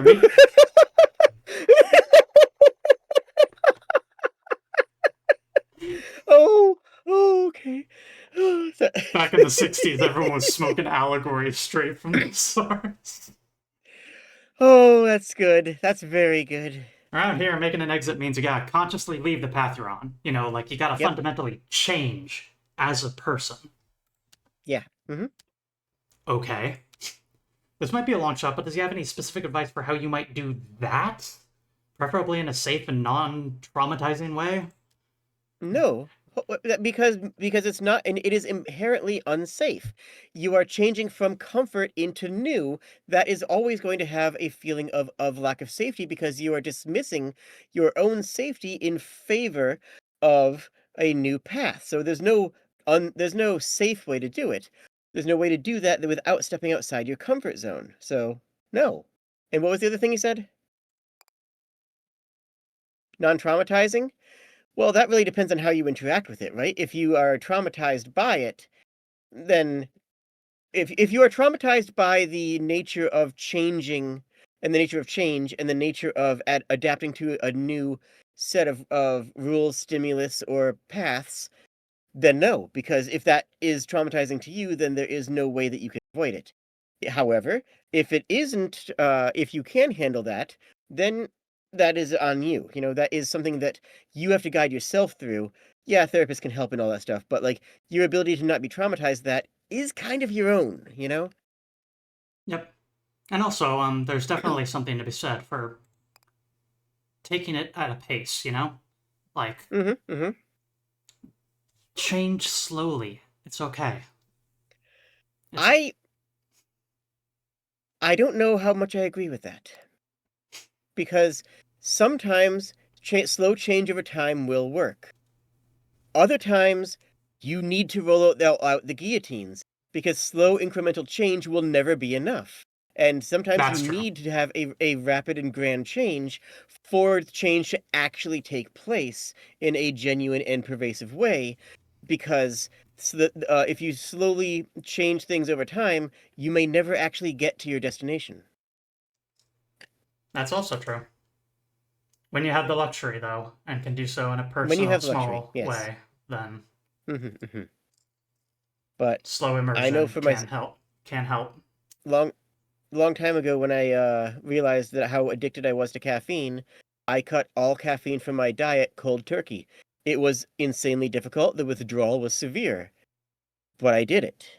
And in the doing of it, I was able to grow and become stronger and not have to deal, and I was able to overcome it. Now caffeine is a drug that I respect as opposed to something that I use to medicate ADHD, as opposed to going through cans and cans of Mountain Dew every day. Now it is I a wouldn't know drug anything about for that. potency. Yeah, really? Okay. But if I tried to wean myself off of it, I would have never gotten there. Yeah, It fair is enough. only by dealing with that withdrawal that I was able to do it at all. Do I ever? Your Majesty, that's our specialty. Sorry to change the mood here a bit. He sweeps his arms back to reveal a shelf of bottles under a marquee that reads Love Potions. Is he attempting to make a joke? Not at all. Nothing changes a person more than love. Okay. You take a deep breath. If his love potions functions like those Hmm, described in stories, i.e., which they forcing will. an individual to fall in love with a person they otherwise have no interest in, then you have absolutely no interest in them. Your Majesty, with all due respect, that's messed Yeah. up. I don't sell anything like that. You've been hearing some weird rumors, huh? I blame my competition. Please, let me set the If record you straight. want Go ahead. 1 second. If you want to make a love potion, it's not that hard and it doesn't work the way people think it does. It's really just a tincture of pig sweat and a couple of other floral ingredients, and it's not that complicated to make. But it also simply is a way of influencing the way that you are seen. It does nothing to change the way that others are attracted to you in any direct way. They still have full agency over their life. It's think perfume. Think of like a perfume is a type of love potion in that sense.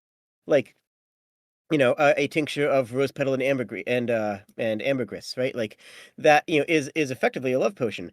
It makes you feel more confident by putting it on, and makes you feel more beautiful, and thus value yourself more by taking the effort to make yourself beautiful and to put it and to apply these things, which will then reflect how you are seen by others, and in the pheromonal sense, if you want to look at it that way, it can also affect the way that others can have the ability to see you. And I guess you could phrase it. It does not actually directly influence. Um, yeah. Please, let me set the record straight. My potions cannot create love from nothing. They merely expand the love that already exists within you. Seeing your shoulders relax a Hmm. bit, he continues at this bench. Now, if you're new to love potions, I definitely recommend starting small. He pulls a potion off the shelf. Like this one, full of love for something called baseball. This one's great for beginners. The effects are really mild. Drink it and you'll end up liking this baseball just a bit more than you already do. That's it. You suppose that does sound relatively harmless. If he also thinks it'll help you return home, you might as well give it a try. Perfect. Yeah. Oh, come on, put your wallet away. I'm not going to charge you for it. Just take it. And so you return to the court with a new map of the war and a single complimentary potion of liking baseball. That would help us return home if baseball is something that we have core to our heart and desire. Then that would be, Or hatred if yeah, that would baseball is work. core to us. Or hatred. True. True. Now you have a certain idea of what you're looking at here. Based on what the salesman told you, this is either a map or a weather report. Either way, the important thing is that you can choose which upcoming battlefield to traverse. Extra fields, +2 Hmm. food. Missing hills, amenities the market, as boats and goons. Water, missing woods, amity shop, as knights and goons. Volcanoes, +2 stone, amenities chests, contains centaurs and goons.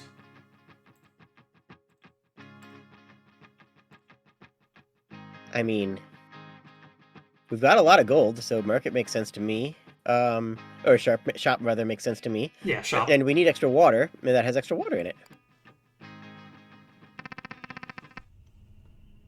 Awawa to you too, Dusk Embryon. Robin has notes on how enemy knights behave in battle. My notes don't usually comment on minor enemy units, but a quick footnote here, okay?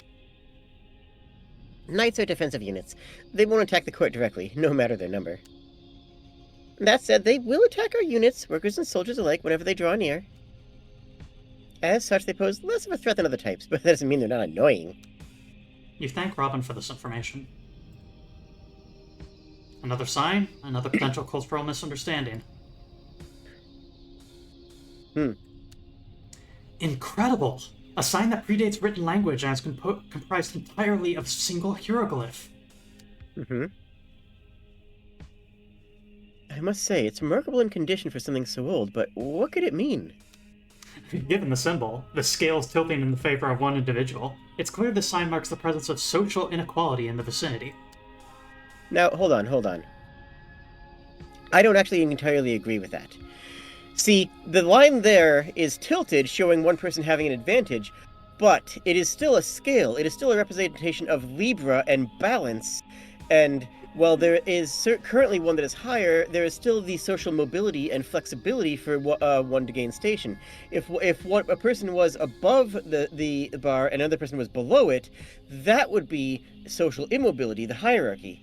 But as it stands right now, I would apply. That makes more sense to me as beware of inequalities rather than a complete social unbalance. That it's not hierarchical in yet.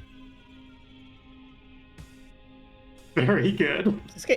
It's a scale. It's a scale. It can tilt back and forth. You're right. It's a butcher scale. Is that so? How kind of this ancient civilization to offer a warning so that we might avoid it. Avoid it? The court is literally a monarchy. Yes, well, the sign is there for a reason, wouldn't you say? Kind of. Okay, okay, shut up.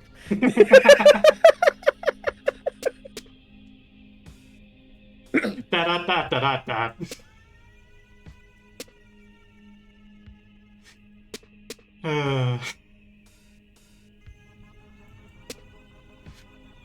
Love this stupid game. This game is not stupid if my eyes are seeing the same thing you are. Who's to know? Alright. We can't make any boats now, huh?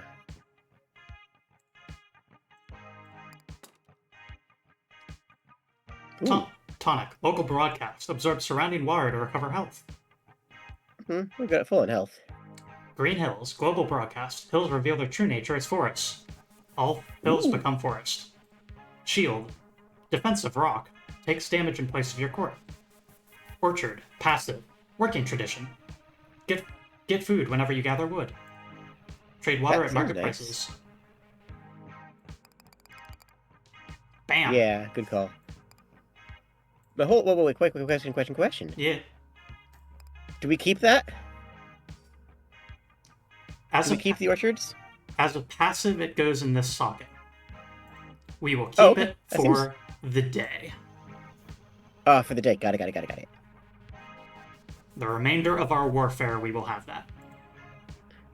I think we are pretty good with our current unit setup. I think so. We have some interesting spells that we could potentially cast, but hey, we got a good thing going. Uh-huh. We're amazing. We are. And we're tough and super cool. A couple of defenders who might be able to chop down the sign, if previous information is to be believed. I'm wondering if the archers can take out the defenders relatively safely.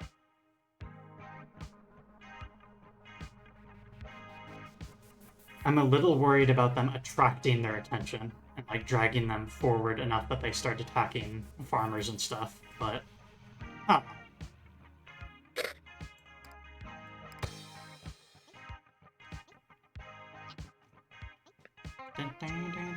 Nope, they're just confused. Yep. They're chopping nuttin'. Okay, that attracted the defender. Oh! How dare! What? What a dick. Your bag. Thankfully, our court didn't take any actual damage. You know, we just had a lot of people die. Yeah. So hold on, we got... Enemy archers sounds like a terrible thing to deal with. That's true. Especially with extra hills.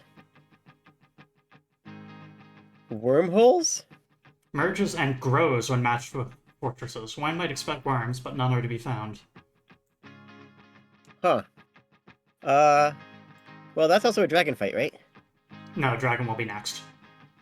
Oh. Rare chest, rare chest, rare chest, rare chest, rare chest, rare chest, rare chest, chest, rare chest. Ooh, ooh, ooh, ooh. Shiny, shiny, shiny. Kobold brain.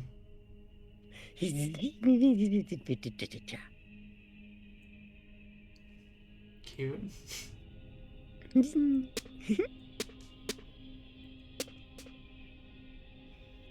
Alright.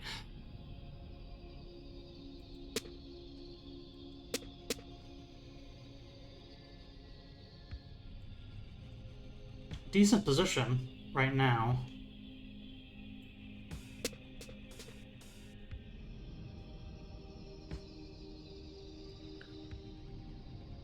We don't really need more resources.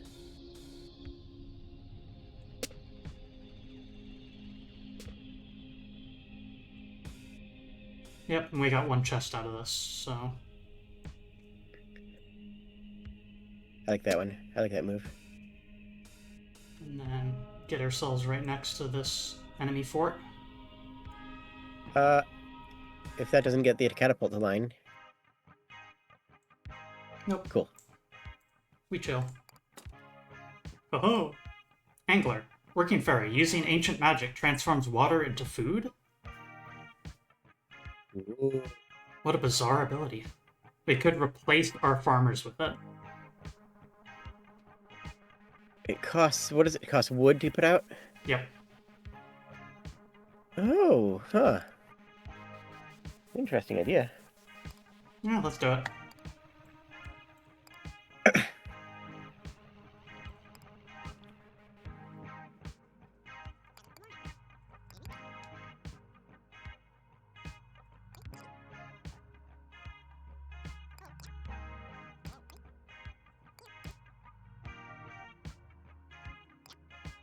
Boat, boat, boat, boat, boat, boat, boat.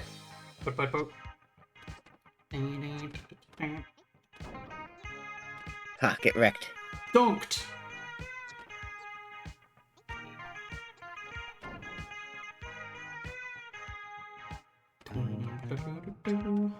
I really need to stop singing this song literally every time it comes on. No, you don't. It's lovely. Yeah! I think we're not gonna get the last one. We have a lot of resource. That means we're good at video game. It does. Hello, dragon. No. As the court moves motionlessly across the void, it suddenly encounters a neighbor. Your courtiers cry out in alarm. You spy a great dragon soaring Hi. above his lair in the distance. Big dragon. The legendary apex predator opens his mouth and addresses the court. Here's what he says. Yeah, hey! Hey. Okay, yeah, you. Yeah, hey, could I get a... Hold on. Let me look at the menu. He sweeps his gaze over the court, doubling back when he catches sight of you atop its walls. Oh man, all the Fairy Queen combo meal. No pickles? What? No pickles? He's an enemy for life now. Yep. Kill, kill, kill, kill.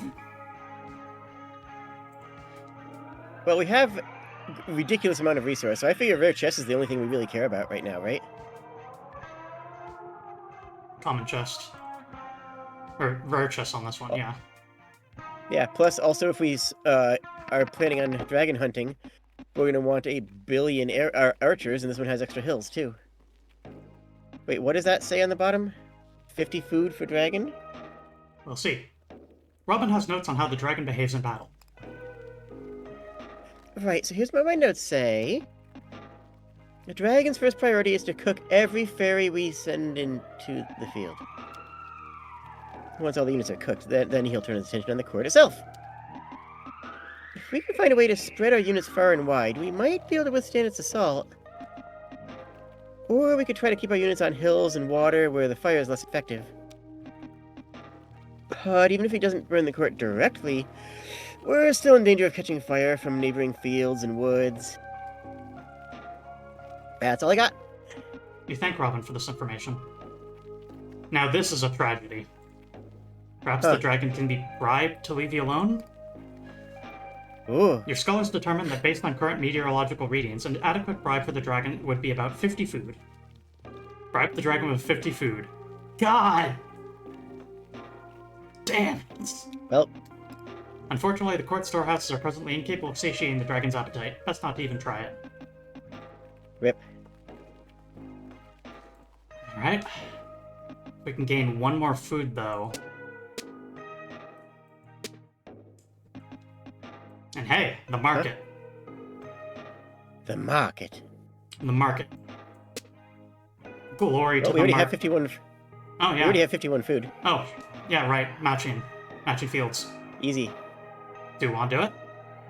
Sure. Bribe the dragon with 50 food? Yeah, sure. Stop. Aware of the dragon's voracious appetite, you offer him a sizable amount of food in exchange for your lives. Whoa, is this a new promotion? You're gonna give me this free food to not eat here? I mean, I'm not gonna say no to free food. While the rest of your court rejoices at its departure, you are more restrained. You strongly doubt this will be a permanent solution. Sorry. Nothing. Nothing at all. Nothing at all. Mithridacy. Nothing. Mithridacy. Nothing just happened. Yes. In fact, you wouldn't be surprised if the bribe ultimately serves as an incentive for the dragon to seek out the court once again. Hooray! Congratulations, we just won. Economic victory. Yay! 7 battles, 7 casualties of ours, 8 casualties of theirs, PDI, property damage index of 17. Moral, a penny saved is a comrade unburned. Mm-hmm. Because we saved Easy up so game. much food, we didn't get all of our friends burned to death. Hooray! Having demonstrated your burgeoning skill, your tolerance for a new challenge grows. You feel your maximum level of strife increase to 1. Mm. Okay, I got the terminology a little bit backwards. With the war now behind you, you encounter a memorial dedicated to its victims. Memorial to those fallen in the war. Casualties 15. Some among your courtiers roll their eyes at this. Oh, they'll be back. Yeah. Mm-hmm. Now, having expended much of its energy during the day, the court retires to bed. A person dies twice. Once when they lose their body, and once more when at the last time that anybody remembers them and what they stood for. As long as you are what you stand for is remembered, then a part of you will live on through what you have strived to achieve in your life. That's why I archive literally everything I've ever done. Mm-hmm. You awake suddenly in your chambers. Something about your surroundings doesn't feel right. You can't see much as you look out from your balcony. The sky is pitch black. Something is clearly wrong with the courtyard. You've never seen it so disordered. The ground shakes and your stomach churns. Taking a deep breath, you keep your sights on the door. It'll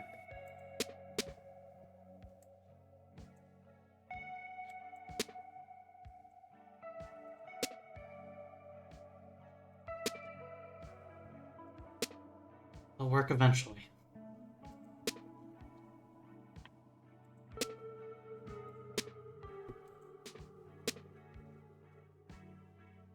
Probably. Good enough. Yay! After moving through many unfamiliar halls, you suddenly find yourself in front of the court's great gates. Perhaps the court is trying to tell you that now would be a prudent time to depart. Who can say?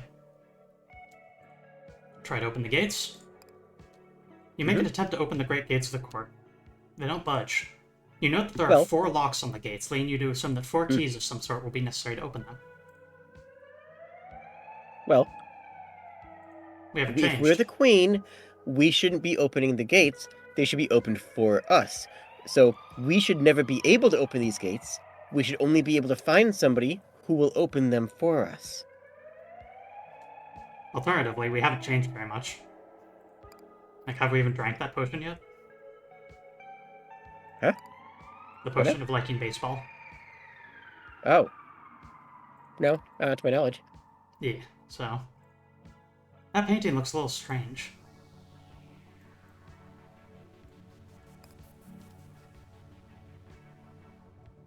Home team, 1. Guest, 2. Inning, 9. Ball 2. Strike 1. 2 outs. Seems to be a scoreboard of some sort. Perhaps you can assume that home refers to the court. Shrug. The halls seem to stretch out forever in this direction. Labyrinth entrance. Have you been here before? I like a good labyrinth. Labyrinth. Which direction should you go? The ladder? Down? Back where you came from? The stairs? The door? Stairs down. You end up getting lost. What? There's a note taped to the door, which now appears to be locked. It reads, "Because they wasted Her Majesty's time, these labyrinthine hallways are being reprimanded. They are currently in a timeout and will not be available again until tomorrow." Management. Alas.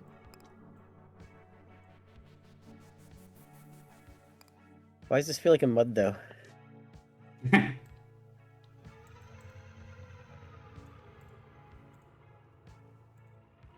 head toward the east wing. Dating myself with that comment, but... Enter the room marked Dragon with the statue? dragon statue. Absolutely. The Fountain of Youth. What should you do here? Have a drink at the bar? Please. Yeah. You find yourself in a sleepy pub. A sign near the door identifies it as the Fountain of Youth. You're not sure why you've never encountered this place before. Statue. It wasn't time. Who put the statue of the dragon here? Shelf. Filled with a selection of potions and spirits. Counter. A table with an understanding of basic arithmetic. Love it, love it. What about the other seats? Stools. Seats. Unarmed. Oh, okay. Funny. Oh, yeah, man. Oh, yeah, ma'am. Go ahead. Oh, yeah, ma'am. Only open at night. That's us. Drink? Yes, actually, that does sound appealing. Burrow. As you sip, a man collapsed on the bar next to you begins mumbling something in your direction. Hey, lady, I got something I want to show you. Terrifying? Terrifying comment. With his head down and eyes closed, you don't think he's talking to you. Oh, yeah, no, he totally... Wait. Oh, no, yeah, he totally is. You should pay attention, ma'am. These guys are regular prophet. The prophet proceeds. Okay, yeah, okay, so... You never got burned by Mr. Dragon Guy. What's up with that? You were supposed to get burned. Okay, so if you're to understand correctly, he thinks that you were supposed to lose to the dragon. Personally, you take First time through it, probably. Personally, you take no issue with failing to burn to death, as incorrect as it might be in his view. Oh, you'll be fine, fine. Let me tell you something, okay? Okay? Okay? Yeah, let me tell you something. You'd need dragonfire to ignite the light of youth. After saying this, he briefly raises his glass in your direction, then turns his head away and starts to snore. That's fair. Oh, yeah, that was a good one. I don't know. I'm just getting prairies off of her. I'm just getting Midwest. Oh, yeah, that's a good one, ma'am. No. Oh, yeah, that's a good one, ma'am. Kind of important to be hidden if I were you, you know. You drink. No, it's terrible.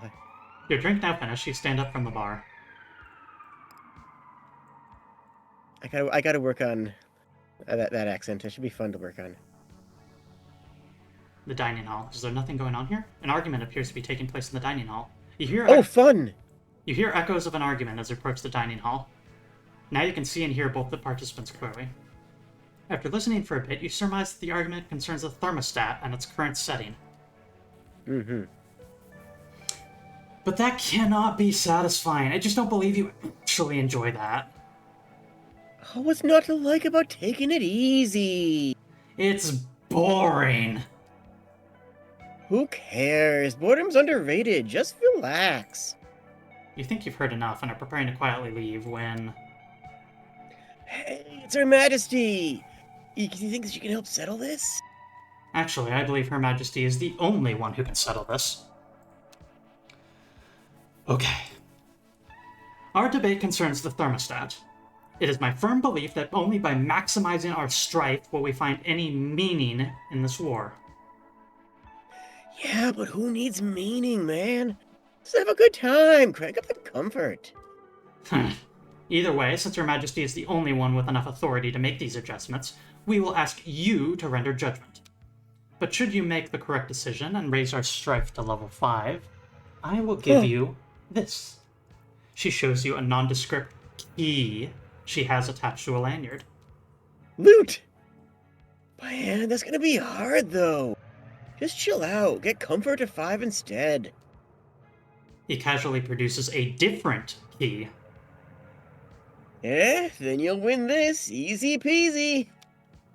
I fail to see how anything done at comfort level 5 could qualify as winning. I mean, who cares? Those keys look awfully familiar. Where did they get them? No comment. We're not permitted to reveal that information. Puck gave him to us. Did you not just hear what I said? Yeah, but who cares? Her Majesty figured out where they're already anyways, probably. You... Ugh. As it stands, the thermostat is currently set to comfort level 1. Hey, feels pretty good, doesn't it?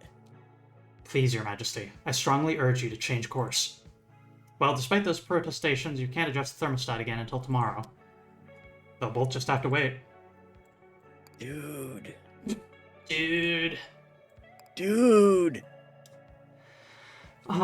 This. Cat. I think it's a cat. Could be a slug. Slug Might be a cat. cat, might be a slug. Can't tell. Slug cat. A rather large jar. Conveniently, it's already open. Neat. Weapon rack. A home for props of the vicious variety. Tool rack. For sheltering implements, instruments, and contraptions. A cat is over there. As you approach, the cat immediately begins making demands of you. Great Queen, how fortuitous! My campaign to subdue this province in your name has reached a stalemate. Oh. The locals have transformed the terrain itself into a weapon. Look, the sheer cliff vexes my powerful and weighty frame. Okay, so it kind of seems like he's probably trying to climb up on one of the high shelves here and is running into trouble. Meow.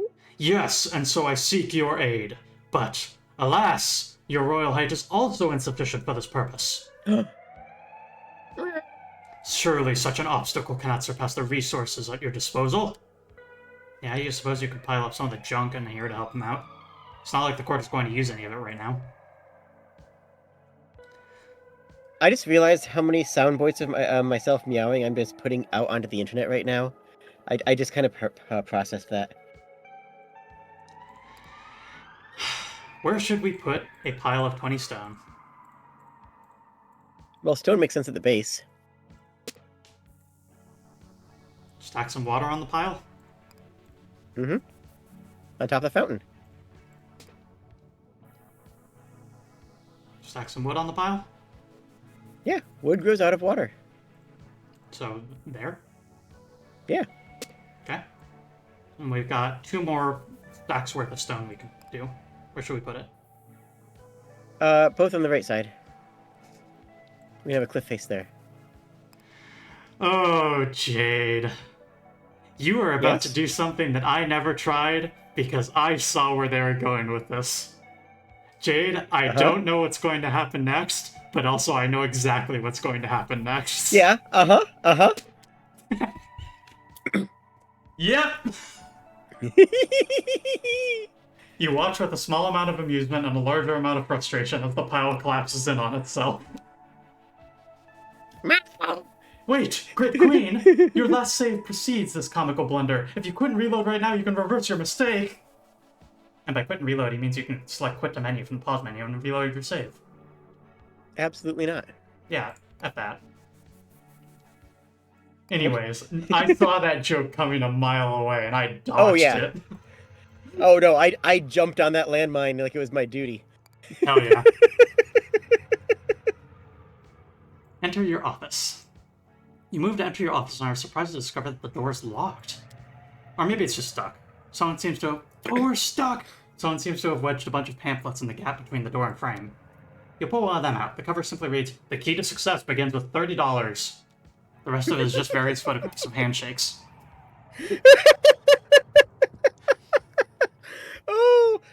So that's our...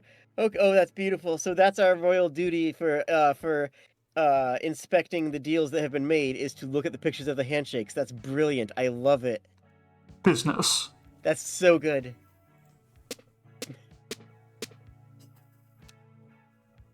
Okay, well, it looks like you're not getting this door open right now. That's fine.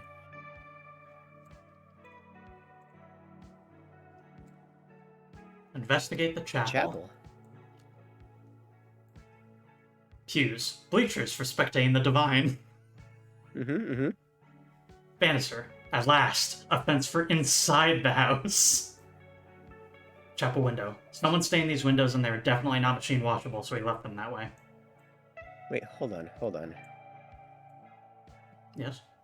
I need to... That's not a banister. That's a balustrade. A banister is on a staircase and is diagonally oriented. A balustrade is a horizontal one. You listening, AP Thompson? Yeah. Someone link this to them. Link them the whole video. I think they might have a good time with it. I mean, I kind of did, because I did tag them in my stream start announcement. Anyways. Shout out to you guys. Yeah. Thanks for making this, AP Thompson, and all the rest. Games are made by people, by the way. I'm having a delight with this. Games are made by people. Every game that is released is a miracle. The amount of work, time, effort, and devotion that goes into the creation of a video game, I think, is wildly underestimated by people who have not been a part of that process.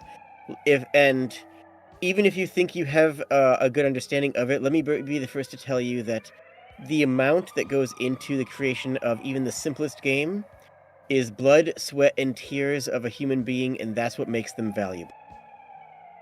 My God, Jade. Yes? You have awarded more or less my entire personal creed for streaming video games and a wording that seems more, maybe not quite as perfectly elegant and snappy as my games are made by people, but you have found a wording for it that nails the exact idea. Thank you. My pleasure. Hearth, a place of warmth in the night, friends and family gather. You know, the TV set. Eventually, you find yourself in the court's chapel, where a television display and test pattern stands at the pulpit. Can I call out the audience real quick? Yeah? F them up. A part of human experience is the perception and acting upon things. Right now, you are looking at a rectangle that has pictures on it. This is effectively looking at a picture frame for hours on end. Thank you. I hope you're having a wonderful time. I hope this fills you with the emotion, the emotion of reading a book where you sit and looking at a piece of paper, rather than the mindlessness of sitting and letting something happen to you and then simply observing it as it occurs at you. But if it is the latter, if it is something that is passive for you, then I would encourage you to engage with it more actively by liking the video and subscribing. Okay, I'm sorry. I had to.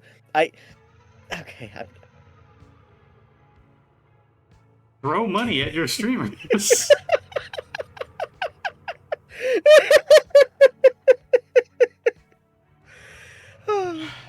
Jade, I hope you know that you've just you've caused something. Anyway. Oh no. There's a solitary figure standing in front of the TV. I am bound by Mithridacy to not say any more until something may or may not. F_Zoe_Blackheart just cheered 100 bits. Solitary figure, hey? F_Zoe Blackheart cheers 100 bits. Thank you. There goes the prop. VTA Lady Havoc cheers Tality Havoc just cheered 10,000 bits. Thank you. Oh, wow. Thank you. Phenomenal. Please help me. There's a solitary figure standing in front of the TV. You can't see him clearly from this distance, but you know it immediately to be the man named Puck. The floor feels unstable. Should you approach Puck and find out what's happening? The proper response here would be to wait at the door and relax until Puck comes to you, as he would inevitably have to. Well, the world seems somewhat unstable. After all, we had to resort the reality to just get over here. So, Yeah, I guess. if we want to play the... Tality Havoc gifted 10 subscriptions to the community. Waiting is not a great game mechanic. Usually. It can be. Hot take. But, yeah, it's probably not going to be something that's going to be accounted for. Thank you again, Lady Havoc. Sorry, stuff is happening on my side of the stream after you said that. Reality bends beneath your feet as you approach Puck. F_Zoe_Blackheart gifted 1 subscription. I just need to talk over the notifications. Reality bends beneath your feet as you approach Puck. The room threatens to redefine its boundaries. You're earlier than expected, my queen, and yet somehow still too late. F_Zoe He's a Blackheart little says... flush. F_Zoe Blackheart says, Jade, you did this. He mutters Hooray! What'd I do? caused people to throw money at me. He mutters something under his breath, then gives you his full attention. Well then, you had questions for me, did you not? It looks like we have precisely enough time for one earnest answer to one of your queries. That is actually a really, really good gift. An earnest answer means an answer that is given straightforward and genuine with as much information as the asker intends. That is a gift. A very big and generous gift from a Fae, for sure. Mm-hmm. You Absolutely. You express some incredulity at this statement. He's prepared to answer your question. He's prepared to answer your questions now? Yeah, you've earned it. He flinches in response. My queen, you simply must wield your skepticism with greater subtlety. That statement was clearly formed as a question. A question which a question which I'm afraid I must now answer earnestly. So yes, in this time and place, I am both willing and able to give you satisfying responses without resorting to deflection or trickery. With the one restriction being that, as I have said, we only have time for one such response. A response which I have just provided an answer to the question of whether I am now prepared to provide you such responses. He sighs. Which means that our time's now up. I pray I will never see you here again. And then it all falls apart. We deserve that. Owned. With time and repetition comes comfort. You feel your maximum level of comfort increased to 2. Well... So we can't hit 5 yet anyways. Well, if we manage to get there again, maybe next time we'll be smart enough to not ask questions willy-nilly like that. Which is to say, next time we get there, we will have a big list of potential questions to ask that is also context dependent.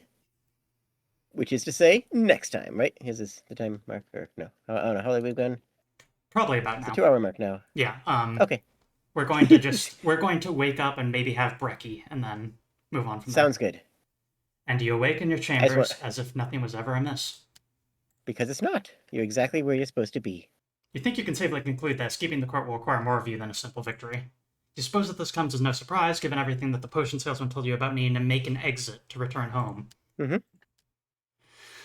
Well, at least you've learned that if you make it to victory, Puck will answer one of your questions.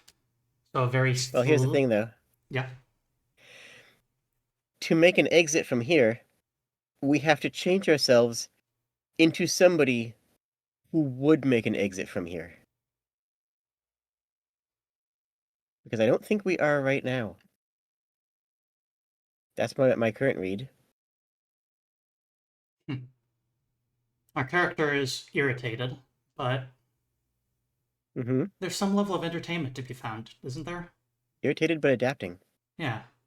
And besides, with repetition comes comfort, so we are gradually acclimating to this place to some degree. Mhm. So, And let's be honest here, irritation is not the same. Discomfort is not always bad. mhm. There is discomfort to be felt in learning a new skill, and the best way to learn a new skill is to repeatedly fail at it. Now, we've been just winning here because we're Yep. amazing, obviously, but We're tough and super the cool. discomfort and irritation are not inherently bad things. To feel discomfort is natural. To fear it is a problem. Is a problem that one must overcome. To feel irritation is Talented simply Havoc just cheered to 4,000 feel bits. yourself not yet adapted to a surrounding. Irritation goes away as comfort and adaptation comes in. Thank you, These Havoc. things are not things that would turn you away. We're not feeling disgust and fear, which are the things that might actually turn us away from the court. So we seem to be becoming somebody who deserves to be queen. Phew. So, a very slow way of going about this might be to continue winning until you gather enough information to see yourself out the door. You rub your temples, Mhm. thinking about how long that's going to take. Then you get up to face the day. Mm-hmm. So, yeah, let's just take a little bit of a look around and then Mm-hmm. we'll call it. How do you interpret this one? Fantasy of revenge. The subject is smashing his guitar, mostly likely out of a seething hatred for rock and roll. Yeah. I think you misunderstand. I've heard it said that the smashing represents his fervent passion for rock and roll. Well, it's an overwhelming of emotion. It is an overwhelming of emotion that overrides the love of the instrument. It is a half-light desire to act, a motion of I have to engage with something in a physical manner. Despite breaking the guitar, you are overcome to the point where you must physically do that. It can be both. It can be a hatred and a love. But how could it be that? With his guitar smashed, surely he will find it difficult to proceed in the day-to-day proceedings of rock and rolling. You interject to suggest that the subject likely has another guitar at the ready, and that the smashing might represent both his passion and his wealth of guitars. Her Majesty's theory is compelling, but the evidence is circumstantial, though. Kippers in my chat suggests an alternate theory, which is cuteness aggression. Yeah. After all, this theoretical secondary guitar is not featured in the painting. How can we be sure that it exists simply by implication? Perhaps the artist painted it somewhere in that native space I've heard so much about. I suppose we'll need to keep an eye out for it, then. There's Puck. You spy the man Puck just down the hall. Puck, good fellow. He does not appear to have noticed you yet. You're certain that if he had, he would already be making a hasty exit from your presence.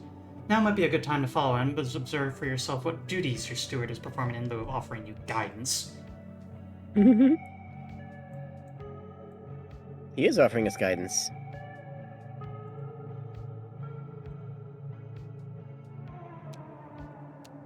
Okay, this is getting a little tedious. Fortunately, you can click and hold the left mouse button to speed up the proceedings. Try it in battle, too.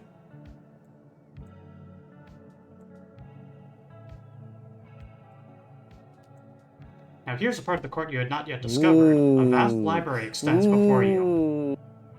Ooh. Library. Wait! You suddenly realize with some annoyance that, while you were gaping at the scenery, Puck managed to slip out of your sight. He slipped behind a bookcase, did he not? Maybe you can figure out how. You inspect the bookcase you think Puck slipped behind. It doesn't budge when you attempt to move it. It's a book, not the bookcase. You're literally missing the forest for the trees. You try removing a random selection of books from the shelves, but that also has no effect. This is likely a waste of time. You're not even sure that this is the correct shelf. It's the story that he got sucked into, not the bookshelf itself. My goodness. Get some brekkie. As a result of eating breakfast, you gain a small bonus. 10 water. Alright. Tomorrow, or not tomorrow, next session, we shall drink of the potion of liking baseball. Let's see what the weather is. The weather is Leviathan. A beast said to exist in dimensions beyond our own. Well, okay. Well, the exact extent of what you're supposed to be doing remains unclear. There's a growing list of things you think you should try to do. Recently, you've organized this list and placed it next to the ever-changing map for convenience. Why is there mayonnaise on the map? A rather large jar, already difficult enough to open at standard scale. In any case, though, that will be it for today's stream. Thank you all so much for joining, and thank you also very, very much to Tality Havoc gifted 10 subscriptions Jade to the the Kobold community. for joining me in this. This has been a delight. Thank you all. You are all wonderful. This has been an incredible delight. I'm going to once again, because I cannot do the Twitch direct shoutout system, because it's a YouTube link. Yes, I am the filthy YouTuber. Kobold.fun. And then I, of course, can be found at slime.center. And all my VODs can be found at vods.slime.center. And yes, we are both adorable, Lady Havoc. Rawr. Rawr. So, on my end, I'm going to go find someone to raid to. And I am going to bid you a good evening and a good night. let's see here. Who do I want to... Cheers, friends. Hexy is currently playing Arzette the Jewel of Faramore, which is a indie game that is designed to be a parody of the infamous CDI Zelda games. A game very intentionally made in the style of those infamous side-scrolling platformers. Oh, what was it called again? Arzette the Jewel of Faramore. Yes, that's a fun one. Apparently she has a redeem for pouring goo onto her. I should get that redeem myself. Damn. That's cool. Start raid. To another place. And yeah. Toad the Slime sent you. And a Kobold sent you too. And go over to YouTube for someday, maybe if you want to, I don't know. Yeah, also follow Jade on YouTube. Kobold.fun. Do it. Do it, do it, do it. Do it, do it, do it. Anyway. To another place, my friends. Cheers. Cheers.